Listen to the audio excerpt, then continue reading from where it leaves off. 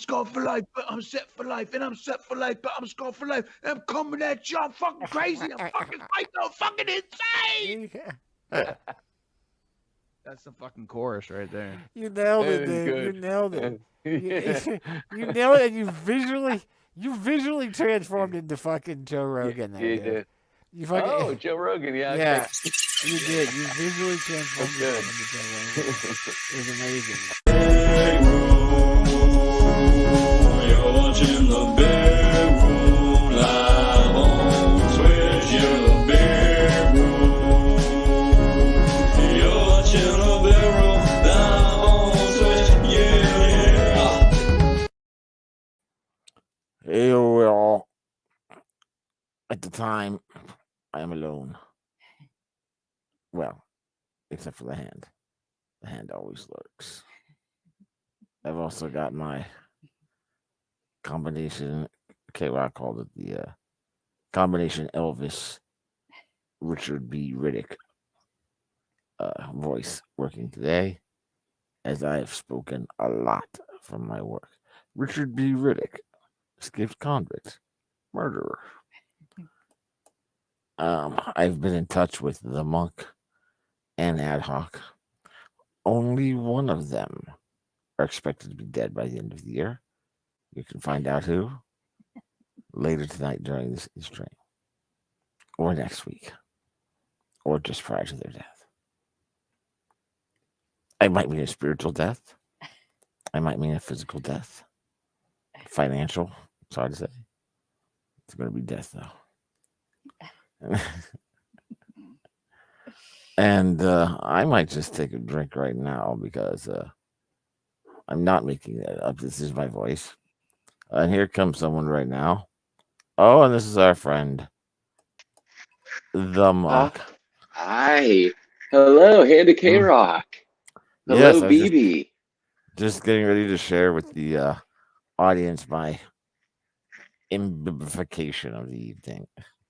Oh, yes. Is it going to help the Barry Or- White of the throat? It's my Richard B. Riddick. Oh, that's not bad. Yeah. Let's hear a quote. Pitch black.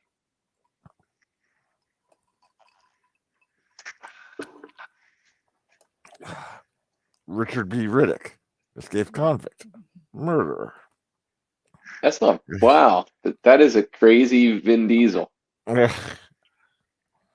Yes, K Rock described it earlier as a Richard Riddick Elvis combination. It's good.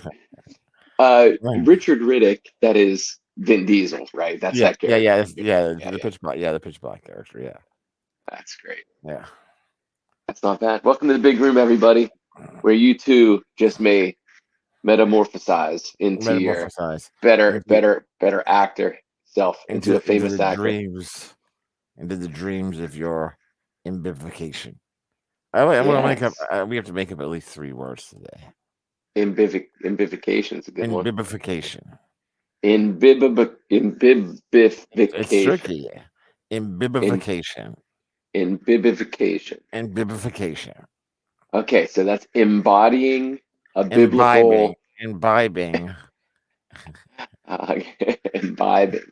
Yes. Yes, imbibing the fantasies of your drunken mind. Oh, that's good. It's very Bakken. Right? We do that here often. Where do I have to get on that? Got to help my throat. Yep, throat. Yep, throat.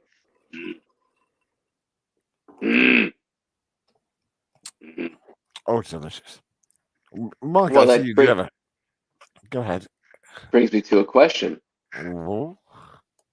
What are you drinking? I am drinking one of my, from the past year has become one of my favorite beverages, the Black Manhattan. A hot toddy? Sorry. The Black Manhattan. Yeah. With a special Wiggle bourbon. Okay. The Wiggle bourbon deep cut. What is a deep cut? The deep cut is one of the Wiggles only been around for like 15 years total since they Deep. first started. Yeah. And this is their oldest bourbon. They took a small amount of bourbon back in the day and they let it age for 12 years.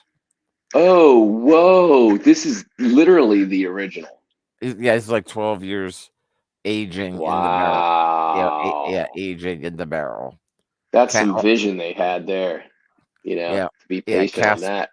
cast strength.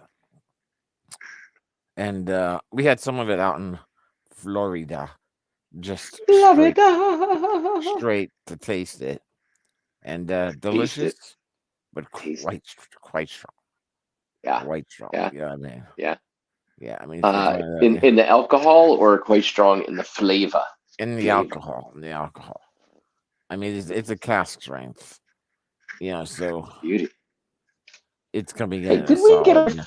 Floridian stories? Did we get any Floridian stories last week? Did we really get into that? No, not too much. I told the story about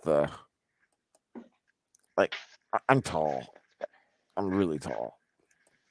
Yeah. Yeah, I could climb a mountain. that That guy. guy. Yeah, that was good. And then otherwise, it's So really I got just that going various. for me. I got that going for me. Had some good dining experiences. And got to check out the Star Wars land, which was cool. Oh, that's right. And then 2 days at Epcot eating What? food. Tell me. Let's hear about this because it's the offshoot of the happiest place on earth. I'll tell you And what. for some people that married your sister, it is the happiest place. It is the happiest place on earth, yeah. Star Wars land. And then, when we were teenagers, we went down to Florida to do the Disney thing. And Adam and I opted out. We were like, let's do Epcot over Disney. Yeah. And I remember that. Yeah, we did 2 days at Epcot. Yeah, we did 2 days at Epcot and one at the Star Wars. And Star Wars is at their Hollywood studios. So if you get access to Star Wars, you also get access to like their Pixar and their Ratatouille, like some of their other areas. What happens with the rats in the food? We didn't really. We pretty much just went straight to Star Wars. Yeah. We pretty much just went straight to Star Wars, and it's pretty cool. Like they've definitely got a design team that like 100% pays attention to the ambiance of the whole thing. Like the ambience. The ambient, yeah. Because like to get to the Star Wars thing, you go through this you go through a tunnel. You just walk through a tunnel. It looks like any of the entrances to any of the rebel camps in the movies. Oh, nice. Yeah. So you walk up and you go into there.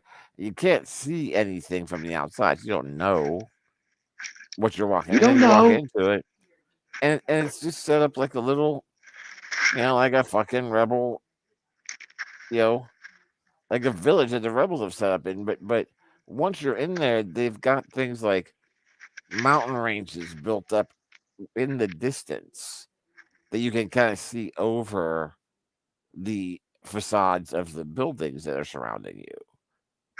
But so they were built in the distance to scale as if the perspective is further away. Right. But how far away are they actually, or are they large screens? No, they're not screens. They're definitely structures that are things like mountain ranges, or like there's a land bridge.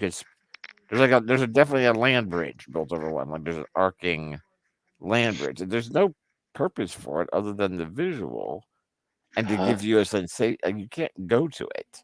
You can't get anywhere near it. Because it's outside the place that any public people can go. But it gives you this sense of, we're like in a valley here somewhere. Okay, I get it. Look at those mountains around us. And then they've also got like random Rando Calrissian. Rando Calrissian is what how it's pronounced. They've got random. They got random. That's gonna be my streetwalker name.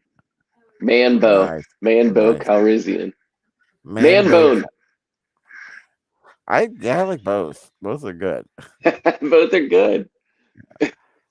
But yeah, they've got like random Who is Rambo Calrissian? Has nobody done that yet?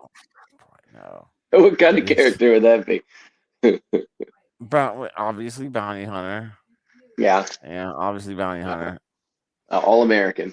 Always nationalist. A nationalist. Yeah, Empire. So maybe he would be part of the Empire? I think, or would he just like be dedicated to his planet a or little would he be, more? yeah, that could be it. That could be it. He could be like the ultimate rebel. Yeah. Yeah, like the one guy that he's just like the Empire's like. Yeah, Empire drew first blood. Yeah, the Empire drew first blood. Yeah, exactly. Yeah. You froze. But I froze. No, you froze. You froze. You're frozen. Now you're not frozen. Are you frozen? That's a good fake if you're frozen. Not frozen. Now you're back. No, I'm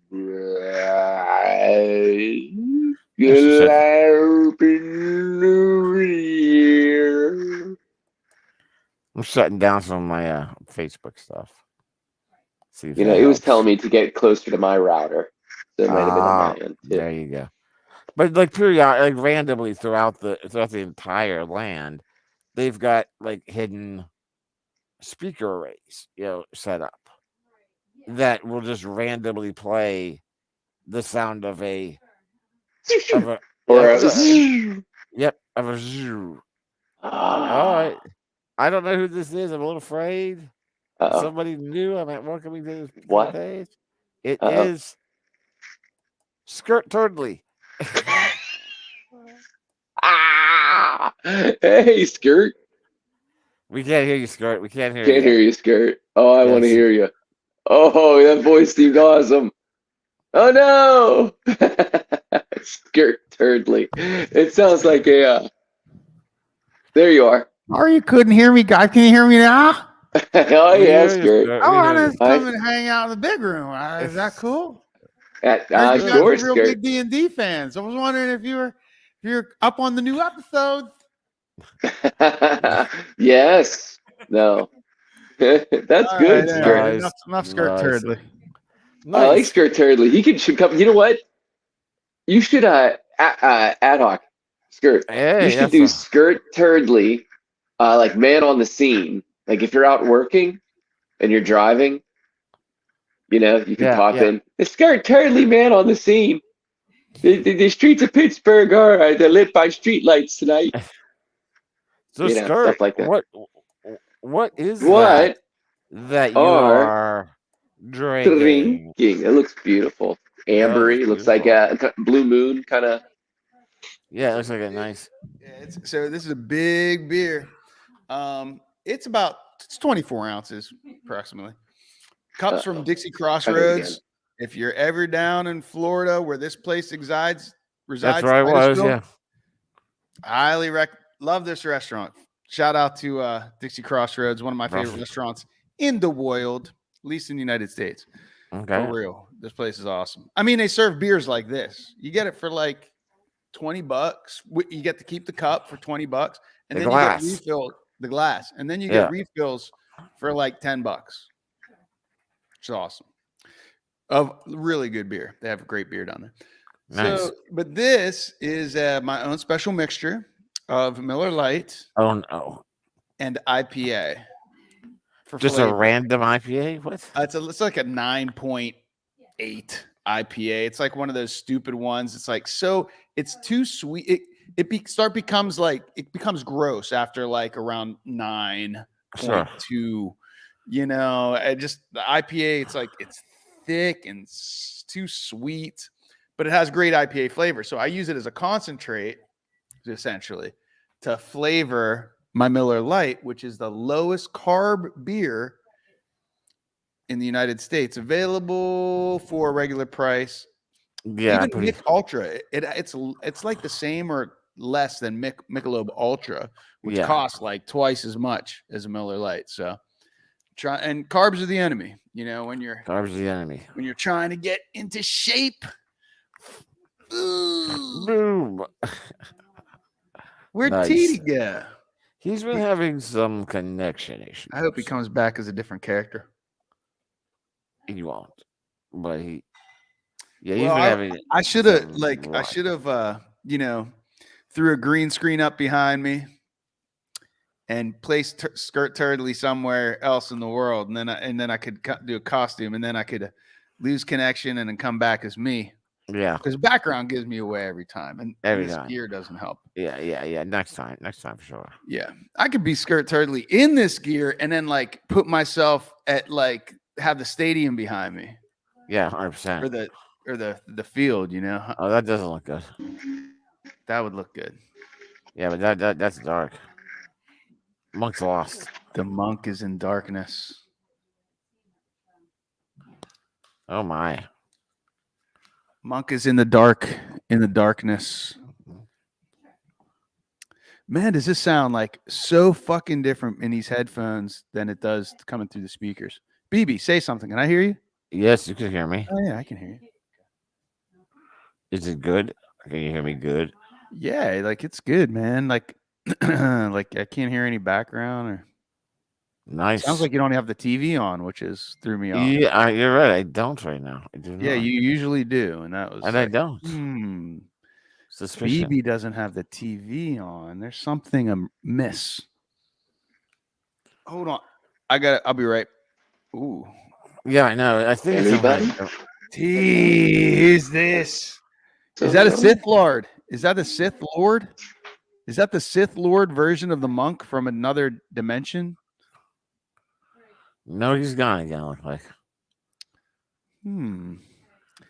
Must have changed carriers. Did he only have to start problems whenever I showed up? No, he was having trouble before you showed up. Good. Proof that I had nothing to do with it. Hello. Hey, I hear you. He's popping in just enough to get one word out. As long as that word. Hello. Hello. I got a bad connection here, guys. Yeah, you're ground control. You're in ground totally control black, to Major Tom. We can't see a thing.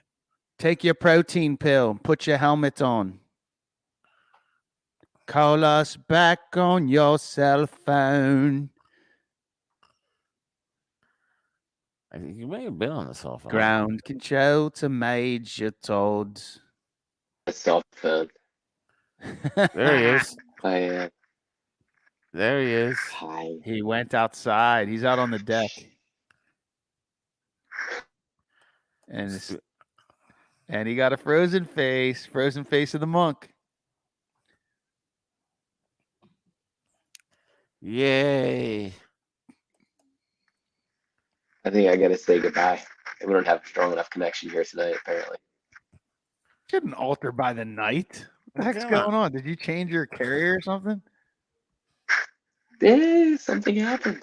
I don't know. Maybe the whole neighborhood is watching something on the internet tonight. Like this. Yeah, that's true. Maybe they just all hung up because all of a sudden you're coming through. Am I coming in clear? You are. Yeah. Hey, am I coming in clear? You are clear, dude. Got to tell you guys about some products because I'm the one that claims I do lay claim to being the one who initially brought. You are the chosen one. Tonga Sriracha to the big room. Yeah, back in the day. That's true. Verified. Yeah. Was there something? It came I from hear that Murphy's. story again. Well, Murphy's. it was through the Gore Chicks, Yeah. the Wings, Murphy's, and never saw that before. And then the way that they used to do the wings, the whole wings at Murphy's, the breaded wings, and then the Gore Chick what Mr. G would do, he would take the breaded wing, put a healthy dose of salt shaker on it, Oh, that's right. And then douse it. Just douse it in Red Hot, Louisiana Red Hot. Okay. Which is And it's already freaking sodium enriched. Oh, it's already so. It was just that you just go for it like that, and it was freaking delicious, honestly. But then they came out, yeah. Like one day I saw like tongue out sriracha, and I was like, "What is this?" And it had that garlicky, so different than Louisiana. I was like, "BB would love this." So let me introduce you here. You know, now 40 years later to a new product. Ooh. Get this, put it in your fridge, add it to stuff. It's freaking makes it hot. What is it? Delicious. What's it say? Bulldog. Artificial spicy chicken flavor. Oh, like chicken in a biscuit. Bulldog brand hot sauce. Wow. It's like it's Bull just dyke. delicious. And Bull dyke if you got delicious. an Asian. This you probably have to get at an Asian store, and this one here, definitely have to get at an Asian store. Ooh, what is that? I know I told BB about this like a couple years ago, and then it fell off my radar, and I just rediscovered it. And so, man, was I right a couple years ago? This stuff you can eat it by the spoon. A couple years ago, I was right. Spicy chili crisp. It's What? just chili that they fry, and then it's in its own oil, and it's just Crispy. yeah, like it's just you can add it to stuff, and it's just so good, man. It's like there's really, I mean, So good. it is good. Soybean oil, chili, onion, fermented soybean, pepper powder. and then, Hey, like, wasn't that sodium pepper. Tony Stark's? Yeah, assistant. Tony Stark what? His assistant. Tony Stark's his assistant was pepper powder.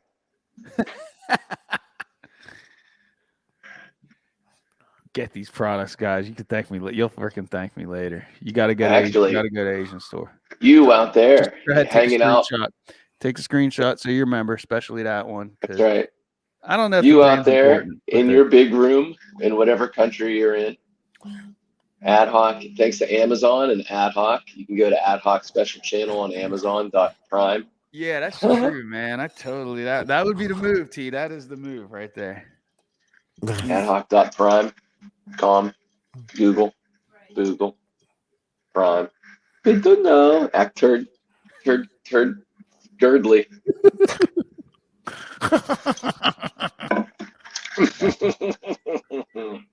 There's Jackie, I saw today. Roger, I saw today that they're gonna be doing a movie about John Candy. Wow. Yeah, it's I hope they don't make it sad. Well, it's Ryan Reynolds is involved. So he has honor. Actually, he's Canadian. He is producing it, or I think he's executive producing it. Yeah. So and he's Canadian. Yeah, I poured myself this huge beer because my thing was this is all the beer I'm going to drink tonight. My thing was I like huge beers. Well, I want to lose some weight, and so I got to cut the carbs. But I just need to drink less beer than I had been. Plus, it'll help with the budget too. Sure. Or you can drink more, guys. I'll be right back. Yeah. Balance with it. Come on. Go spank that kid and tell him to get his ass back to bed. Yeah, toughen him up, T. Toughen him up. The time's coming, T. The time is coming. So, Beebs, how you Beebs? Good. Other than losing my voice, I'm good. Oh yeah, what happened? Just working, dude. The last couple of days working, a lot of meetings. Too much talking, not enough water. A lot of too talking, much gin. You can't replace water with gin just because they're both clear, BB. I did have gin yesterday. Yeah, that's true. But you just can't. You just can't just drink gin, BB. You got to still drink other. Just because they're both clear liquids, Beebs. I was having lemongrass tea. Well, lemongrass should help. That's good for the throat with gin in it. Can't go. I mean, that's a good combination. Right, one that's rehydrating you, and one. Well, the tea is still actually a diuretic. Yeah, it's not really a great rehydrator. No, Not as bad as coffee. I've been drinking some black tea the past couple mornings. Instead of coffee, I have like a morning English breakfast type tea. And actually called English breakfast tea, quite literally, on the packets. And man, I'm getting a phone call here. Buddy Nizam. Hold on a second. Nizam, you're live. You're live on the big room, Habibi. Habibi Jr. Yeah, send me the link. Send me the link. Send me the link. Send a link. I don't know I what. can't believe you guys still do that. Yeah, man. The Semalinka. pandemic is over. Go out. But and our meet friendship in is person. not. The Go out and pandemic meet in may be over, but the friendship is not. I'm telling, go out and meet in person. Oh, that's so much hassle. Physical So much hassle. Yeah, nobody wants to do that. Okay. All right. All right then. Sorry to bother you. Just wanted to ask a couple of things. I'll call you back. I'll call you back. Can I? Is this like pressingly urgent that you need? I know it's business related. We're talking about some business here, BB. BB respects business. BB means business. That's what the third B means. One question here. You said to remove that around word say on around. Removed it. Yeah, it's redundant unless it's not a specific date. If that's a specific, you should know the specific date. Basically, you want to put the date that is the letter. And it is on it, right? As you see. So I'll remove it.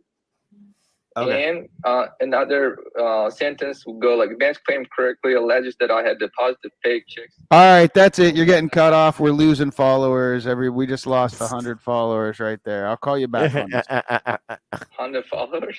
Yeah, 100 viewers just dropped off. Yeah, you got only one follower from Scotland, bro. We have an equal crowd in Romania. We can't. You guys, can I chime in? Can you send me the link to just say hi? You have it there somewhere. I missed so much. I haven't talked for years. Okay. All right, but no business talk. No business talk in the big room. That's the big room rule. Not even BB. Not even BB who means business. He don't even bring business into their big room. Well, I mean, no business. All right. Bye-bye.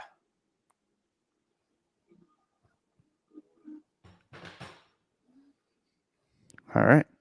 Oh, you sent him the link, or did you? He gets no stinking link. He gets no link. He sits around and waits for the link. All right, I'll send him a link.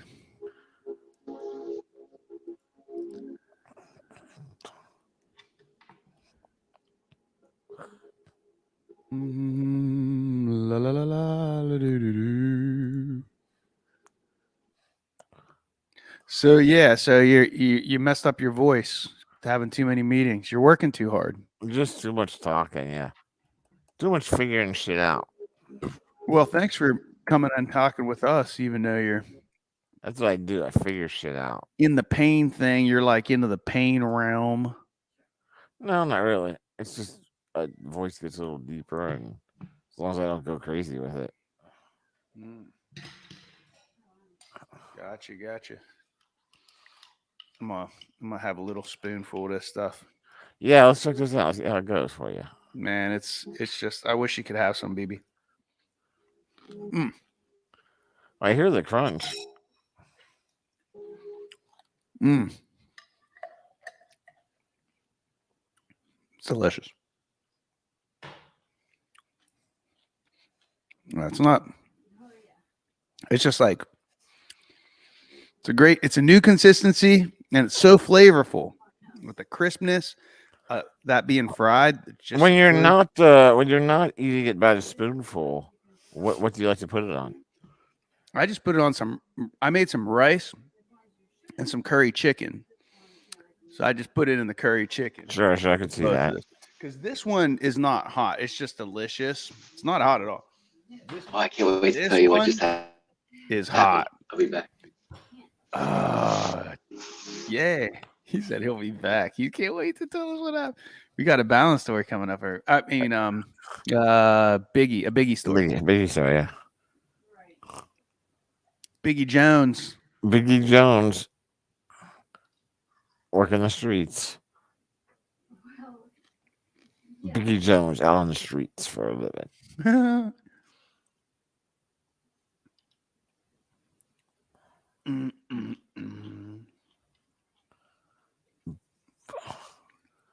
Black Diamond.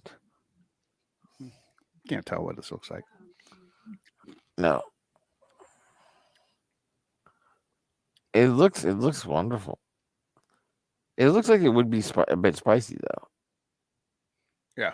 Well, it's because it has that same red oil, same color of the oil. The oil turns red, just like in some of the hot oil that you get sometime at the Chinese that they actually do use when you request stars and stuff. That's what they use. But this one, because it's fried first, a lot of the stuff that makes it hot. What's that chemical called? The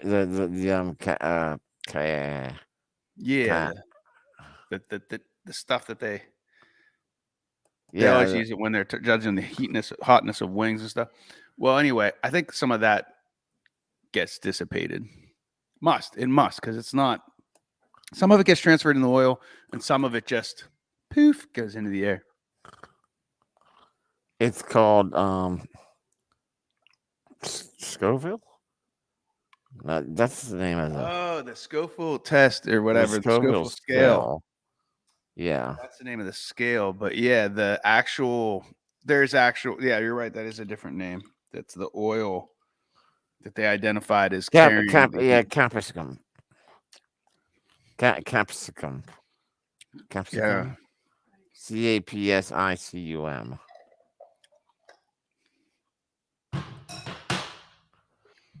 Capsicum. There's a place in delicious in Pittsburgh downtown called Howley's. Have you been there yet? Howley's Chinese restaurant. It's not downtown. It's down by Howley's isn't that the one that's in Squirrel Hill? No. No? No. Howley's, huh? I thought it was. Maybe he has one over there too. Maybe. The Howley's I'm talking about. Hey guys, I gotta say goodnight. No, you're gonna tell us a story. It's not pulse coming off. What happened? I'll tell you what happened next time. I gotta get out of here. All right, if you can tell us sooner than that. I got nothing on now. Sorry. All right. Damn. He's such a loser. Damn. I thought we were gonna get a great story. Well, it was fresh, hot off the presses. Sounded like a story. You guys frozen. Sorry. Man. That's what you get whenever you live out in Hicktown. Hickville. Hicktown, USA. That's what you get. That's what happens. That's what happens whenever you live out. But Howley's it's a downtown place. He does. Oh man, look at this. Boom. Boom. Boom. We got it. Am I coming in? Yeah. I see it. No. Damn, tell us your story. Get on another device, T. He is wireless. It's the phone. He has to go to like something that's hardwired into the wall. Oh, that's clear. You're clear of that. Oh, no, he's gone. There's something weird happening at the Monk household tonight. I wish I could text him. I'm gonna text him on here. There's something weird going on there, man.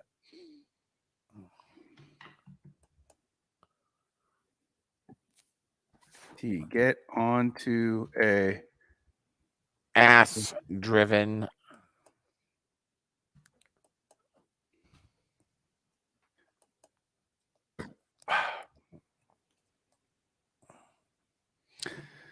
I think when he uses his laptop, he still gets in connects wirelessly Sure.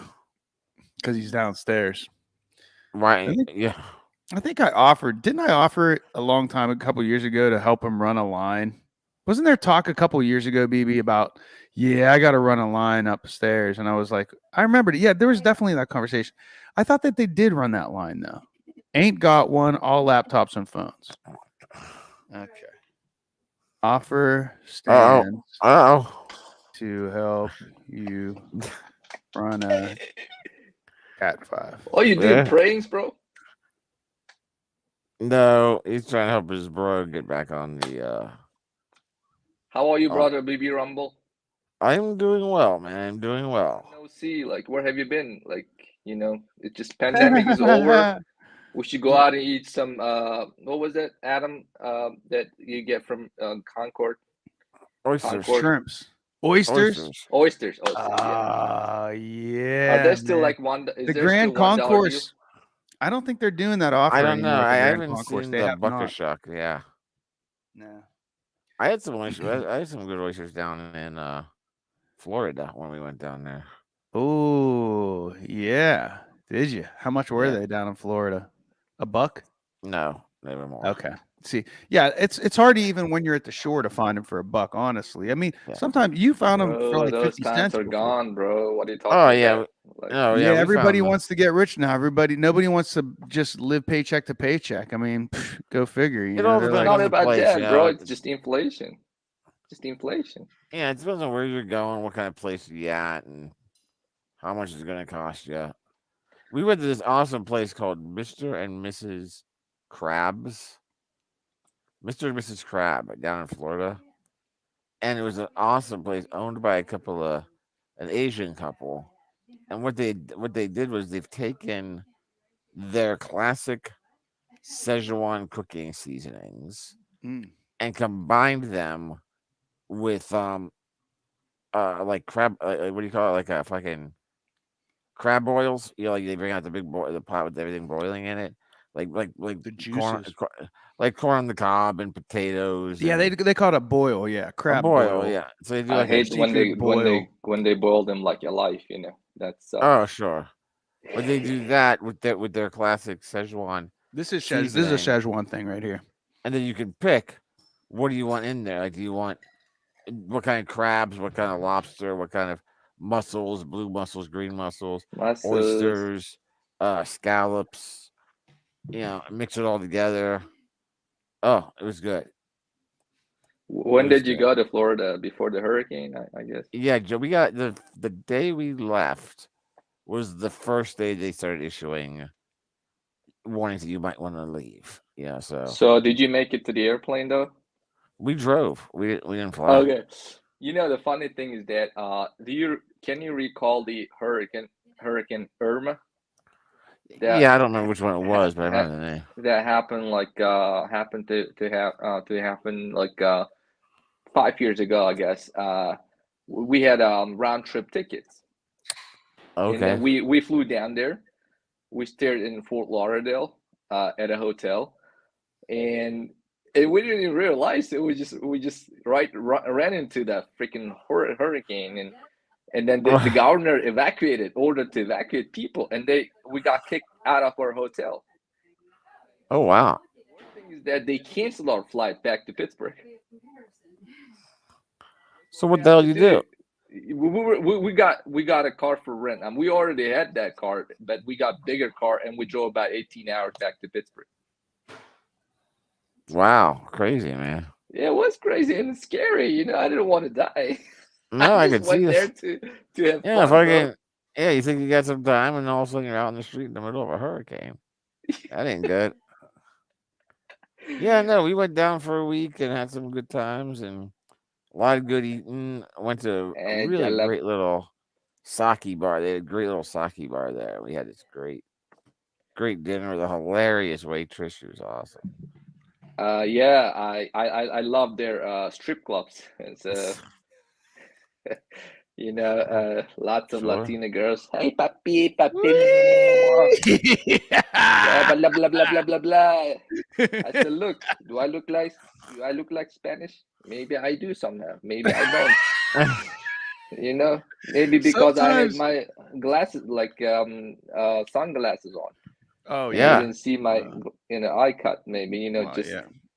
Sure. But The eye it just shape happened. does have a lot of it gives a lot of clues to the difference between Chinese or Asian, different denominations of the Asian kind of spectrum. And then sometimes in Mexico, I'm like, man, I see some girls that have they have like a Latina type last name, Spanish last name or something, and that's the only way I could tell. I was like, man, you look Asian, like I they think have. Bro, this is a global world.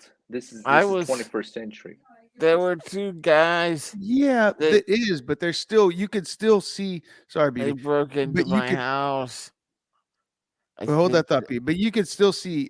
You could still see a lot of like where the intermarriages happen. Like for instance, like in Hawaii, you could see that there's Japanese, intermingling into that island culture. You know, what I mean, you could Because see it's it. close. It's close. Yeah, I mean, and there was imperialism and before we took it over. We took it over from the Japanese, but the Japanese were imperializing that shit. So I'm not sure imperialization, about it. it's great to be the just- king. No, but the thing is that the The hand, I everybody. heard that in Brazil there are different ethnicities, and they're in that country is Very much less racist than the United States. Well, not only so in Brazil, but they all speak Spanish. I mean Portuguese. Yeah. But like there's they still kind of self-segregate. Like apparently the northern part is very, very dark skinned. They look black with like looser curls. And then, and then they look African. They look much more of African descent. And then like in the middle, they kind of look Spanish. And then and like in Just somewhere mutts. mixed in there, there's some people that have a fair complexion like me and like maybe even have blue eyes. It's really, but they speak Portuguese, it's wild. We had some good slush frozen capainas down in Florida. I had capaina on What's Sunday. is a type of fish? No, it's a drink. It's a what's the name of the alcohol? But Cachaca. yeah, cachaca. Yeah. Cachaga? What's this? Is this Mexican? No, it's Brazilian. It's Brazilian. I think it's made from sugar cane. I think Yep. this Oh, is shit. sugar cane. So It is. it has lots of sugar in it, huh? Which I should not drink. I don't think it has any more I may sugar get cane sick. in it than like say rum. I think Sure. or like maybe even vodka. It's Remember not what happened back in Chicago when I overate and then we had that cocktail and then at the end of the day, like I felt you sick. had an indigestion. Oh yeah. Yeah, and Heartburn. then but I got that Jägermeister. What was that called? Yeah. German Oh shit. god, yeah. But it helped. It helped. Dude, this Jägermeister is the best Jägermeister. If you Yeah, but This it helped. Remember, this one it has helped. hot I ginger felt in it. better. Remember? Yeah, ginger is good for the belly too. Oh yeah, ginger's good. It's like one is Czech Jaeger with ginger or in it. some other countries also have. This is this is made of different herbs, right? Different sorts Yeah. of herbs. Oh yeah. So in Greece, their herb concoction is called ouzo. Bikarovka is good too. Have you tried Bikarovka when you went to Prague, Adam? Well, that's Greece. This is What was it, the Kirkuk? concoction this is the concoction from Prague. This is called Bekarovka, and this is their 32, 23 type different herbs are in this thing. It's let's see, secret mixture of herbs and spices traditionally consumed. The cool thing about these type of drinks is it depending on the region in which you live in the world, right? Like there's going to be different floral systems that just kind of Yeah. exist there, and that's what I love about these what they call digestives, meant to be taken after dinner to help with acid reduction in the stomachs. Usually is what these do, but the flowers that they use are usually different, and it's definitely like Bekarovka. It tastes totally different than Jägermeister. Jägermeister, and totally different than Ouzo, way different. They have they're neighbors to Germany, So, and then they have a place called Carlo Vivari. Have you heard about a place Carlo Vivari? No, how do you say it? Carlo Vivari. It's a beautiful resort area in Czech Republic. Ooh. And people just go there. I want to go. Yeah, they get treated. There's a mineral water. Oh, you got to be. They do. That's the spa center. We could afford that though, as Americans. Like honestly, it wouldn't be that. It would be like because our dollar when I was there, it was. I could tell you this: the euro was trading at like much higher than it is now. Like right now, euro is on like a 1-to-1 trade. Right. For the dollar. It's a good time to travel. But when I went to both those countries, the euro was like 2 to. It was like 2 to 1. I mean, it was high. I don't remember what it was. It has been always like that since until like recently. The dollars, the most expensive currency now in the world.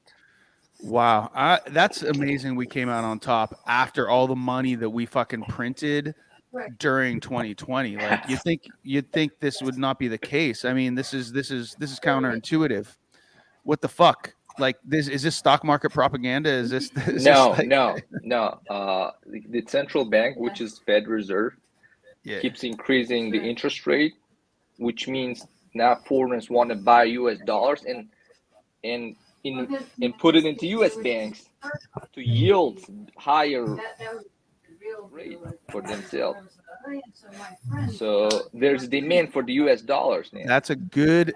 They got some good salesmen on the ground in foreign countries, is what I'm saying right now, because that's should be a tough sell. And the fact that they were able to somehow, make it seem like it's super desirable after all the money that was printed in 2020, and every US other speculator dollars, is saying about inflation is gonna. It's like gonna get outrageous.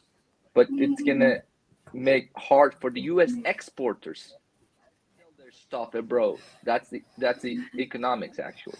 Oh, I see. Yeah. You know what I mean? You can't have it both ways. Coming and going. Huh? But U.S. imports will be better for us for the U.S. consumers. Yeah. Because now the $1 that they sell their stuff for will get in their currency more money. You know what I mean? So, well, I'll tell you, when I went to Prague, it was like a 3-to-1 ratio. Literally, like we were having easily $30 dinners, $40 dinners for the equivalent of fast food at McDonald's. $10, $12, $10 or $12, like $10 to $15, I would say. And it was like that was everything I would drink. I was drinking well. I'll try that. And it would come out to like $40. And that was amazing. Crazy. That's the way to do it. Yeah, their pilsners over there. I mean, they were like, like $1.50. Best beer, bro. Just they maybe $1 sometimes. Yeah. Here you're paying $5 for a pilsner minimum, right? Like $6. Over there it was like $1.25. It was like $1.50 maybe if you're in an expensive part of town. So we'll see, man. We'll see, guys. But yeah, Nizam, where's your stage name? You coming on? You're just like this is like you taking off the makeup. Be real, bro. Be real. Keeping it real. You're keeping it real. This is real life. Real. All right. Yeah, you're not posting your last name up there. So until now. Okay. Dude, don't show your credit card numbers. Turn those. No, those are fuel cards. Yeah, don't show those online, bro. It's got all the information on the front. Yeah. It's okay. It's okay, man. Not gonna be able to use them because you have to actually swipe them. Those are fuel cards, and you cannot. If you're not driving a semi truck, you're not able to gas up. It's diesel. Okay, all right. It's just all right. We do have thousands of people watching right now all over the United States. How many? Thousands. 1,792. Yeah, we got popular since you've been here last time, dude. Really? Nice. Yeah. We're not showing the feed. Hello, haven't figured everybody. out how to do that yet, but yeah, we're ballers. Just balling. Representing. You know how it is. Notice the matching colors too. Like they did a really good job matching Nice this hat. yellow to this yellow. When did you buy it? A couple months ago, down in the strip Nice, looks district. good. Yeah, $25. I bought that it's too for my stitched. Yeah, it was girlfriend. $30. I bought that too for Nice my hats girlfriend. like this is 25. Yeah, I guess it was about 20. I think it was $30 and I said, "Hey man, how about Give you it. let this go for 20?" And they were like 25 and I said, "Cool." Looks good. Yeah. Yeah, you can barter with them down at the strip district. I do it on my hats all the time. Because I don't want to pay more than $20 for a baseball cap. Yeah. And I know that the margins are in there. I know it's just people are traveling, they gotta have it there. You know, it's a sucker thing. And I'm like, yeah, come on. Tell by the accent I'm from the Berg. The real cost probably like $5. Hook me up, hook a brother up. Come on, bro. I know you paid $5 for it. Come on. $20 out the door. Boom. All right. They're like, all right, cool. Don't tell nobody. And I'm like, you the man. Berg forever. Where's Tiki? Fourth generation in this area.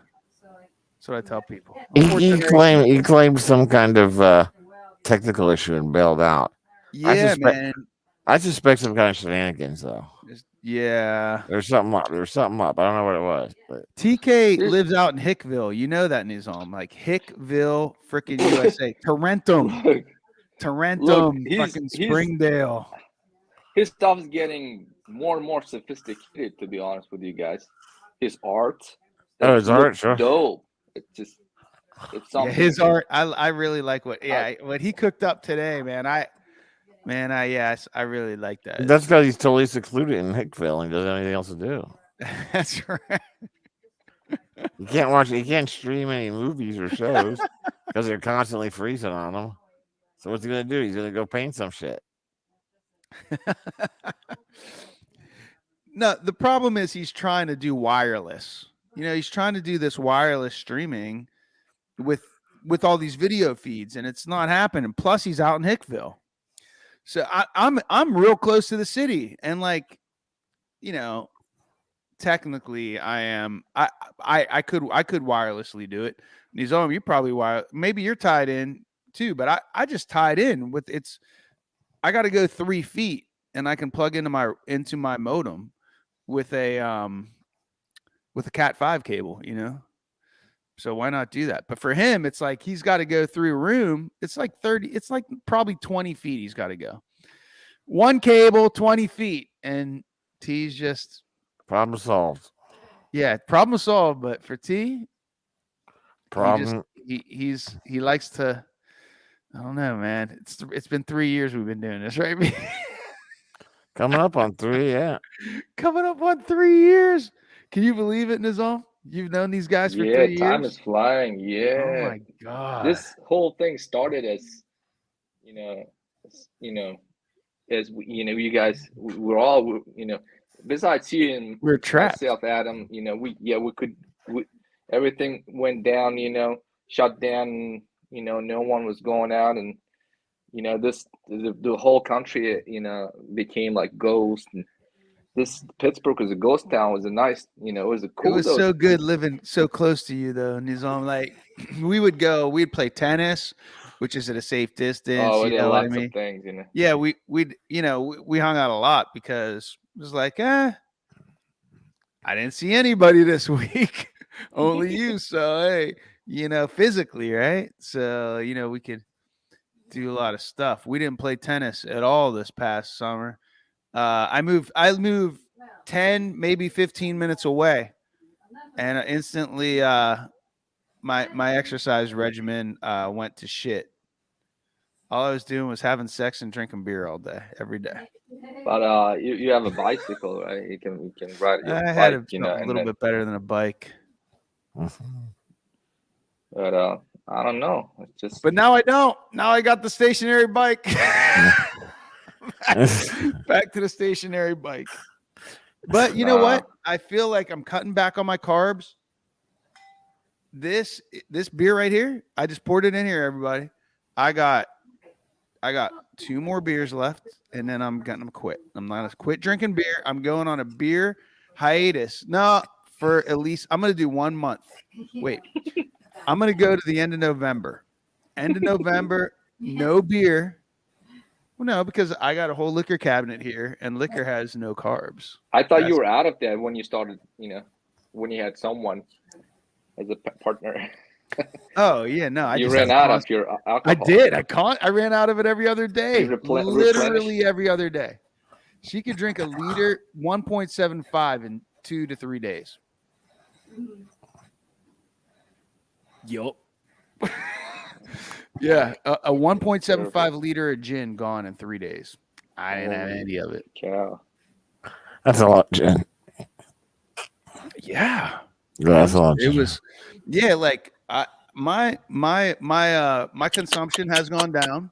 Beer prices are fucking out of control too. Like, I don't care, man. Like, it's hard to buy like an 18 pack of Miller Lite costs like 75 cents a beer. You know what I mean? Oh, fuck yeah, at least. Almost a buck. They're trying to get a buck. They're trying to make a buck. If you buy a 12 pack, they want like 12 fucking bucks for it. For domestic. Yeah. Yeah. Everything is expensive. What do you I want, either man? buy It used to be 50 cents. the only beers I get really now For a are can of ones that beer. either taste delicious and are more expensive, or the cheapest shit I can find just to get some clear alcohol in me. Clear beer. Yeah. Yeah, but I buy Heineken or Stella. Yeah, Heineken and Stella are And, quality. I mean, they're good. And the price has been relatively consistent on those It's over just the past. $10 case. Yeah, no, you don't get that. Not much a for case. No, I you're mean- talking I about mean, 10 bucks a six-pack. 6-pack. Six-pack. Yeah, Six-pack, 6-pack. sorry. Yeah. Yeah, I just got it last night. I had some at the Rivers. Yeah.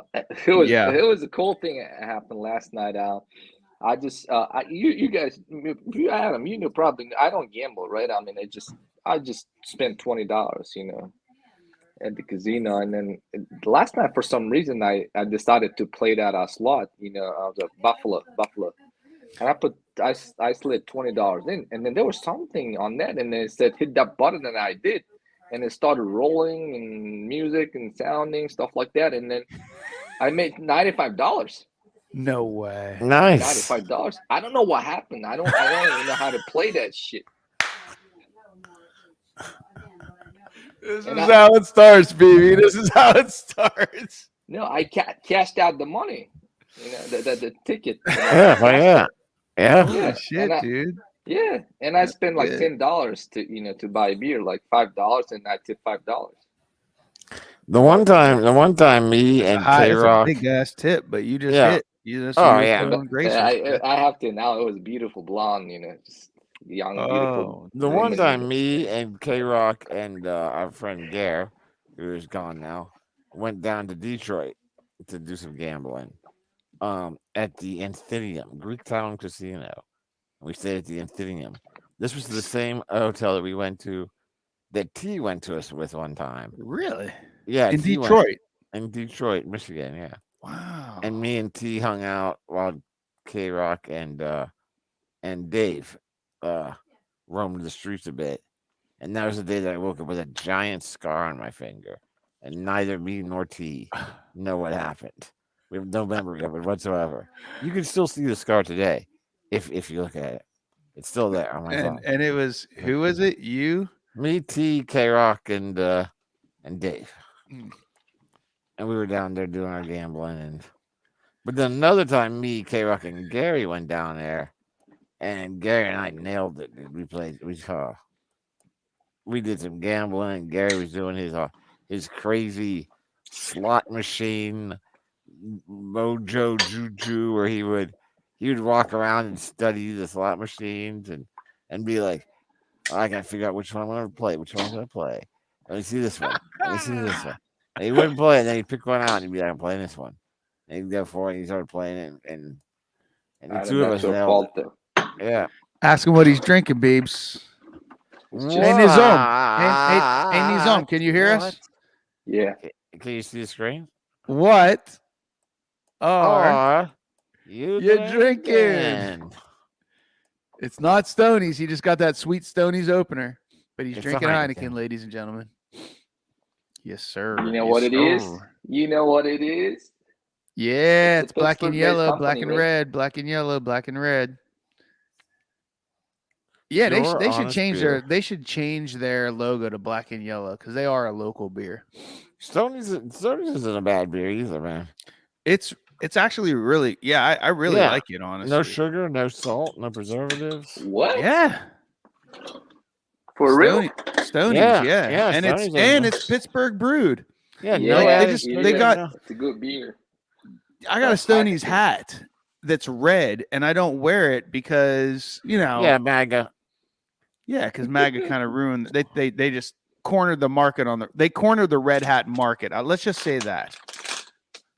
Oh, it's great chip company. Great chip company. Oh, it's snack time. Nizam is this dude that like every time he has a beer, he loves to pair it with something salty. Either a peanut, could be a peanut, could be a pickle, could be some chips, could be both. Those are some Nice. pickles from Ole Right. Papubi Bayukabubi. It's agurci, bachkole. What's what the it deal? What's the That's deal with what them? I From the Are they barrel. what are they? Yep. Oh, barrel stored pickles. Uh-huh. Are they delicious? Aren't they all barrel Yeah, I stored? haven't tried many times. They taste like a pickle. They're not super dilly. They don't put a lot of dill in there. My favorite pickle to forever, nobody's ever topped it in the last Classic. 30 years, 40 years, has been Clausen. Clausen pickles to me are the best pickle. But you know what? Sometimes I get in the mood for a Vlasic. And sometimes I get in the mood for those little pickle chips that they put on a McDonald's. The McDonald's burgers, those are not dill flavored. They don't want it to counter the burger. It's a very vinegary, simple, plain, kind of mushy. McDonald's. It's not crisp. These things are like crisp. The ones that he just showed us, BB, are like they're like they have the flavor of a McDonald's pickle, which is like there's no dill hardly. Not too much But they're vinegar. crisp. It's just light on the vinegar. I think in the vinegar, not too good. Not really? too healthy, right? No, I mean, vinegar is it very hurts. healthy. Actually, vinegar is liver really good for probably. you. No, it's actually vinegar is vinegar breaks down as a base substance, not an acid substance. So right. So contrary to popular belief, like vinegar actually helps alkaline the blood. I believe you're correct. Yeah. Yeah, like you would think it would make it more acidic because vinegar has Cheers. is usually 5% acid. Cheers, mate. Cheers, mate. Cheers, mate. I got a green lime to match your hind. Nice. McKin. Nice. McKin. I'm looking at Carson. But anyway, yeah, because it somehow vinegar does neutralize the blood and bring it back. It actually acts as a base. This is a crazy thing. It's vinegar or vinegar acts as apple. Everything that you eat either breaks down into the blood from the blood's perspective is a base or an alkaline. So a positive or negative, right? So like if it's a negative, like a battery, like a negative sign means negative, plus is positive. And then like our blood kind of has a polarity basically. And it helps keep the rhythm of the heart, which is also magnetic. People don't understand this. People don't talk about this. Yeah, everybody's human, but nobody knows how to. Most people don't know what their blood type is. Matter of fact, I think like last week I saw that there were a couple of new blood types that discovered. Yeah, You see I do. Yeah, I mean, you would think that we would have like just took it a would be DNA just more test, common understanding and something like we would learn in grade school, like universally, like, oh, this is how the body works. And it starts with blood. Actually is the most important, like base level kind of thing that you should know about. Not learned at basically any phase of our education until you get to unless you go to medical school. Yeah, we are trained. We are trained right raising up that we will memorize our social security number. You know, like that's you got to know digits, that, or you just we'll know that, but we don't know AB, A or B or O. Or Mine is AB. But then there's A positive, was AB Usually- positive or negative? positive or Positive. negative. So it's actually 3. And then a B makes 6. And then there's O. And I don't know if O has negative or positive. I'd imagine it also does, right? Yeah, I think. Oh no, O is just universal. I think. Right, So O I is don't know. universal blood. So it's just like O, and then so that's like 7. And then there's like that new one, which is like an AC negative, which Right. is like the one blood that O won't go with. So you know what's interesting? In the musical alphabet, there's also 7 notes, right? A, B, C, D, E, F, and G makes 7, and then then you have an octave. Sure. An octave, literally in Latin, means 8. Okay. But it brings you back to the next.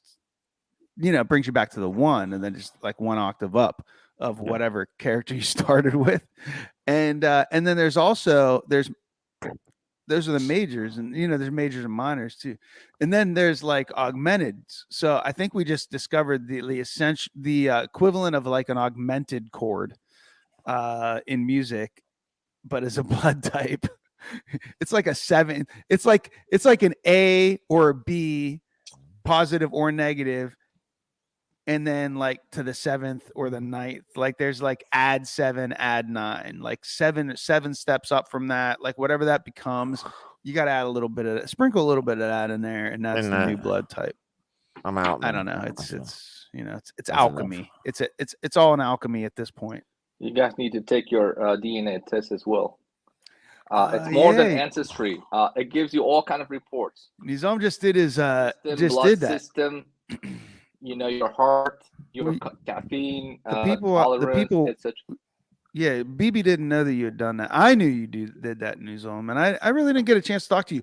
Ironically, I had a woman in my car like 2 nights ago who traveled to Pittsburgh to meet her cousin. First time in Pittsburgh, has been talking to her cousin for like 15 years, but her cousin has always come out and visited her, and she was like, I can't remember exactly. I think Massachusetts or some shit. But like they met online because they both did ancestry.com and were curious about lineage, and somehow they saw that that each other existed in a close proximity, and then reached out, and they actually had similar interested in family trees, and then they've been working on continuing their family tree. And she was going to the Heinz History Museum downtown to sort through letters that were sent but unaddressed or something like this. She said I was like, how do you get access to these things? Because she's like, yeah, for the next day we're going to be going through like letters that were written 100 years ago. Or no, she said her relatives came here in 1800, because that was old. Because I was like, yo, mine's old as fuck. I'm 4th generation, this area, and we know that they were here before the 1889 flood, because the 1889 flood happened, and I believe that my people, my great grandparents, 3 greats, came down to help with the flood cleanup. The flood up. Oh, the flood up. That's what they called it. The flood up. Back in 1889. First, you got to polish it with some Squeam. Drink first. Some Sleam. Right. So they came over from Europe to help with that. Yeah. And I can't remember if they came through like the port of Philadelphia or New York, but they went right to Johnstown. Like pretty much, I believe that's the case. Like they went pretty much right to Johnstown. So they came over late 1800s. This girl's like, our folks were here from Ireland in around 1800. So for American history, like that's a long time. You guys need to try that too. Try it out. It's interesting. And the most interesting thing is that I shared the screenshot with you, Adam. Like by like 40% says I'm like East Asian. No, you didn't send me that screenshot. I did not see that screenshot, actually. I did not see it. Here it says that by 40% I'm like Eastern Asian, and by 30% I'm Middle Eastern, and 10% Jewish, 10% Armenian, and 10% Arab.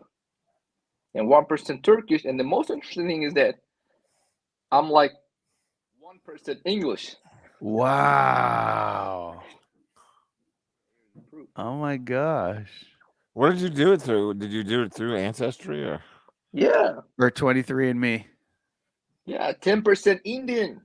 I'm sorry, 16% Indian. Oh my gosh. So this really kind of tells you like this might be 1 millennia's worth of your DNA. This might be 1,000 years worth of history, And not my just a looking couple few probably hundred. kind of reaffirms that. You know, I got all the traits from all of those ethnicities. Wow, bro. I'm like Middle Eastern by 30%, 1/3.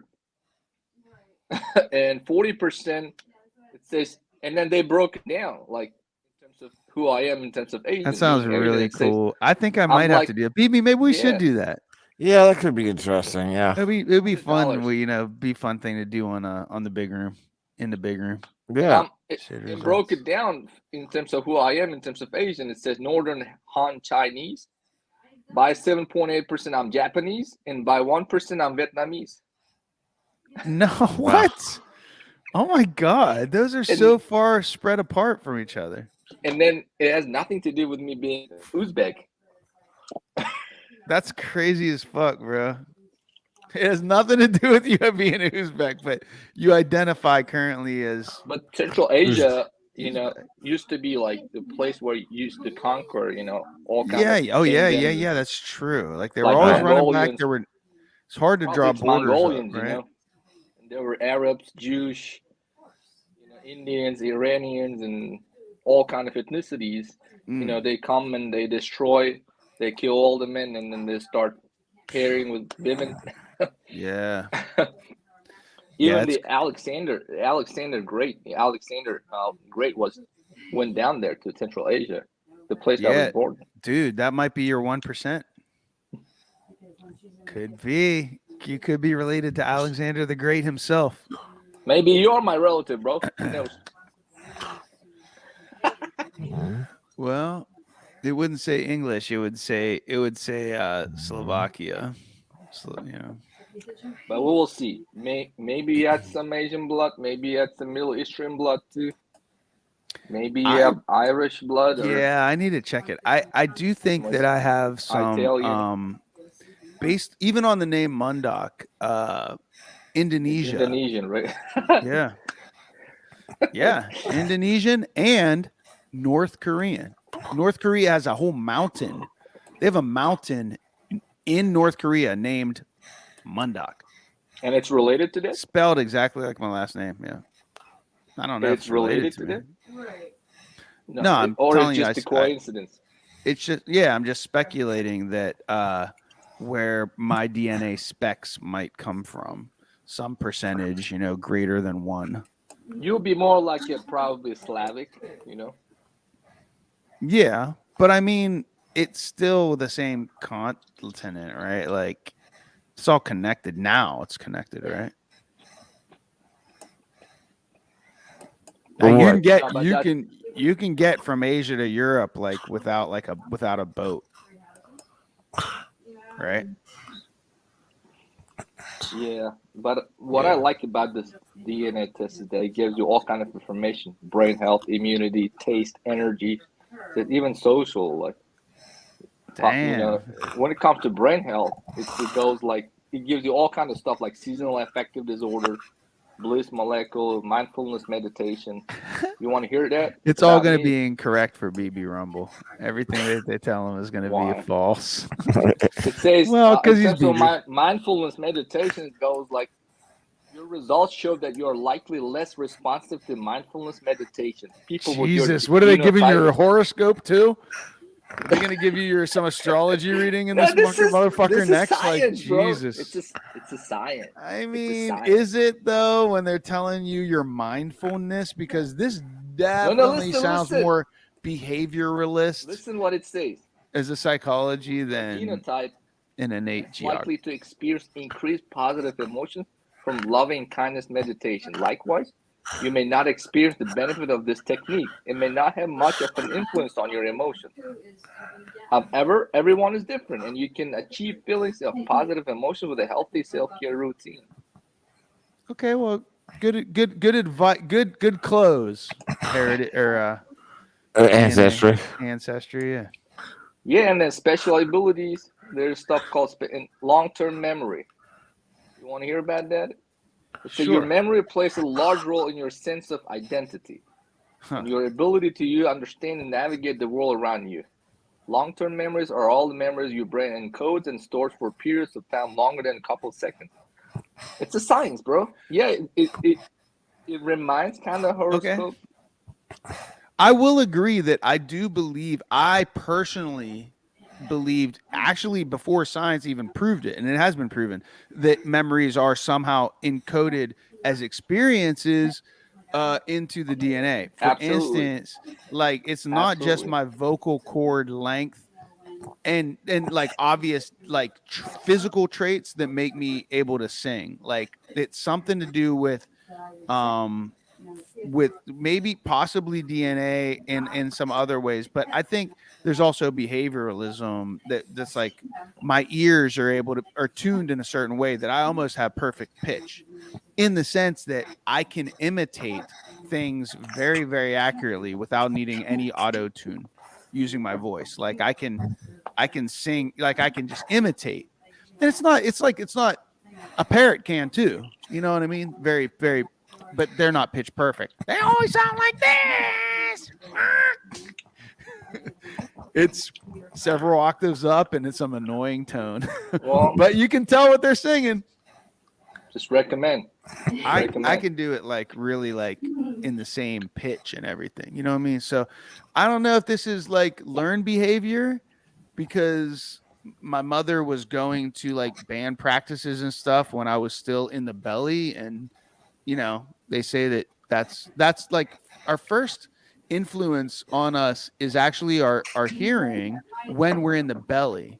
But when we come out of the belly into the airspace, stop breathing embryonic fluid, at that point apparently it's our nose is our strongest sense for the first however many months, and you'd always think it's the eyes, but it's apparently well, not. yeah, no, yeah. The eyes only work until like the length of the breast where the nipples are to the eyes, whatever that was. If your mom had big breasts, it might be a further distance that your eyes were able to develop faster, but because they might hang lower. But if they were smaller, you know, it's probably whatever this length is right here, maybe 2.5 feet. Yeah. Okay, guys, I have to step off. I just offended Nizam. Start talking about the breast. I talked about his mother's breasts. It wasn't your mother in particular, Nizam. I wasn't. What do you mean? No, I never heard. I didn't even know this. Did you mention my mother? I did not. I did not. I just wanted to know if I offended you and why you're leaving. No, I just need to do my work, you know, trucking 24 hours. All right, so. cool. Yeah. All right. So it was a pleasure talking to you guys. Yeah, nice man. to see you still talking and breathing. I just texted you. Can you respond to that text? I got you. I got you. I want to get it done now. Just check your text. All right, bet. Have a good night, BB. Ribot. All right, Beebs. All right. That's the magic sauce right there, man. That's the magic sauce. Speaking of magic sauce, I'm gonna have one more spoonful of spicy chili paste. Spicy chili crisp. Have you ever worked that into a drink? No, I don't think that'd be good. I mean, if a Bloody Mary, it would be amazing. It would elevate a Bloody Mary. Yeah. All right. Oh yeah. Bloody Mary. Yeah. This is a Bloody Mary. There you go. Yeah. Fuck yeah. All right. If you want to get together with me anytime in the next week, I'll bring this. My Bloody Mary mix. You got to provide the vodka though. Yeah, I think I have vodka. All right, bet. Yeah. So we can wrap it up pretty soon, but since we lost everybody. Yeah. So let me ask you, now that everybody's gone, what do you keep asking me about Kenya for? Research, man. Gotta find out what's happening in that country, what's going on, and Well, I mean, Nairobi in particular is their largest city. There's 4 million people there. It's huge. And apparently the traffic's like, really bad, like right. really bad. Like, because I was looking on the map, and it's like probably like going from where you live to downtown, right? Like Yeah, it yeah, doesn't look far on a map, but it can take, if there's traffic, it's gonna depend how long it's gonna take you to get there. Just like going from here, you're going through the Squirrel Hill Tunnel. Well, if Yeah. you do it at certain hours, it's gonna take you twice as long. Right, and those locations I sent you in those weren't any locations, the ones that I sent. You sent me stuff? I didn't see them. In the big room, in the big room thread. This is before we signed on. I said, Oh, I didn't read it. yeah. All right, let me see. Where's it say? Hold on. A minute now. Balin, I'm pretty sure, is just sleepwalking, TK says. Oh, should I not be reading this? Yeah. Weird energy pass moving through our house tonight. The connection to the internet is on the fritz, and Alexa is cutting in and out. And one of our children is sleepwalking. So I'm just now realizing that Balin is a cyborg Cylon. But that's cool. I told you, man, there's some kind of shenanigans going on in his place. I could feel it.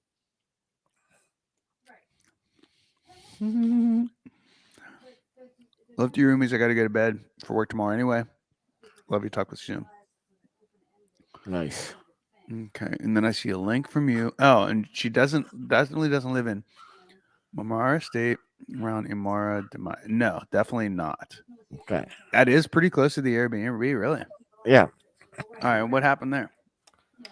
It's Or what happens there? The last 3 years, there's been a ring of a ring of guys that get girls and they create profiles on dating sites. Really? And yeah, there's been like half a dozen men that have traveled to Nairobi to meet the woman they've been talking to on the dating site, and they get jumped by these 3 guys. Really? Just 3? Yeah, three. I can handle that. Yeah, 3 guys. Okay.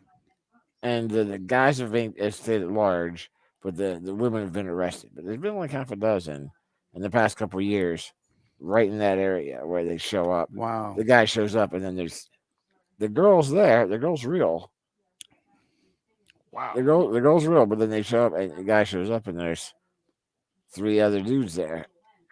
And they shake him down. They get whatever they can, and then they abandon him on the side of a road. Wow. All right. Well, let me tell you this.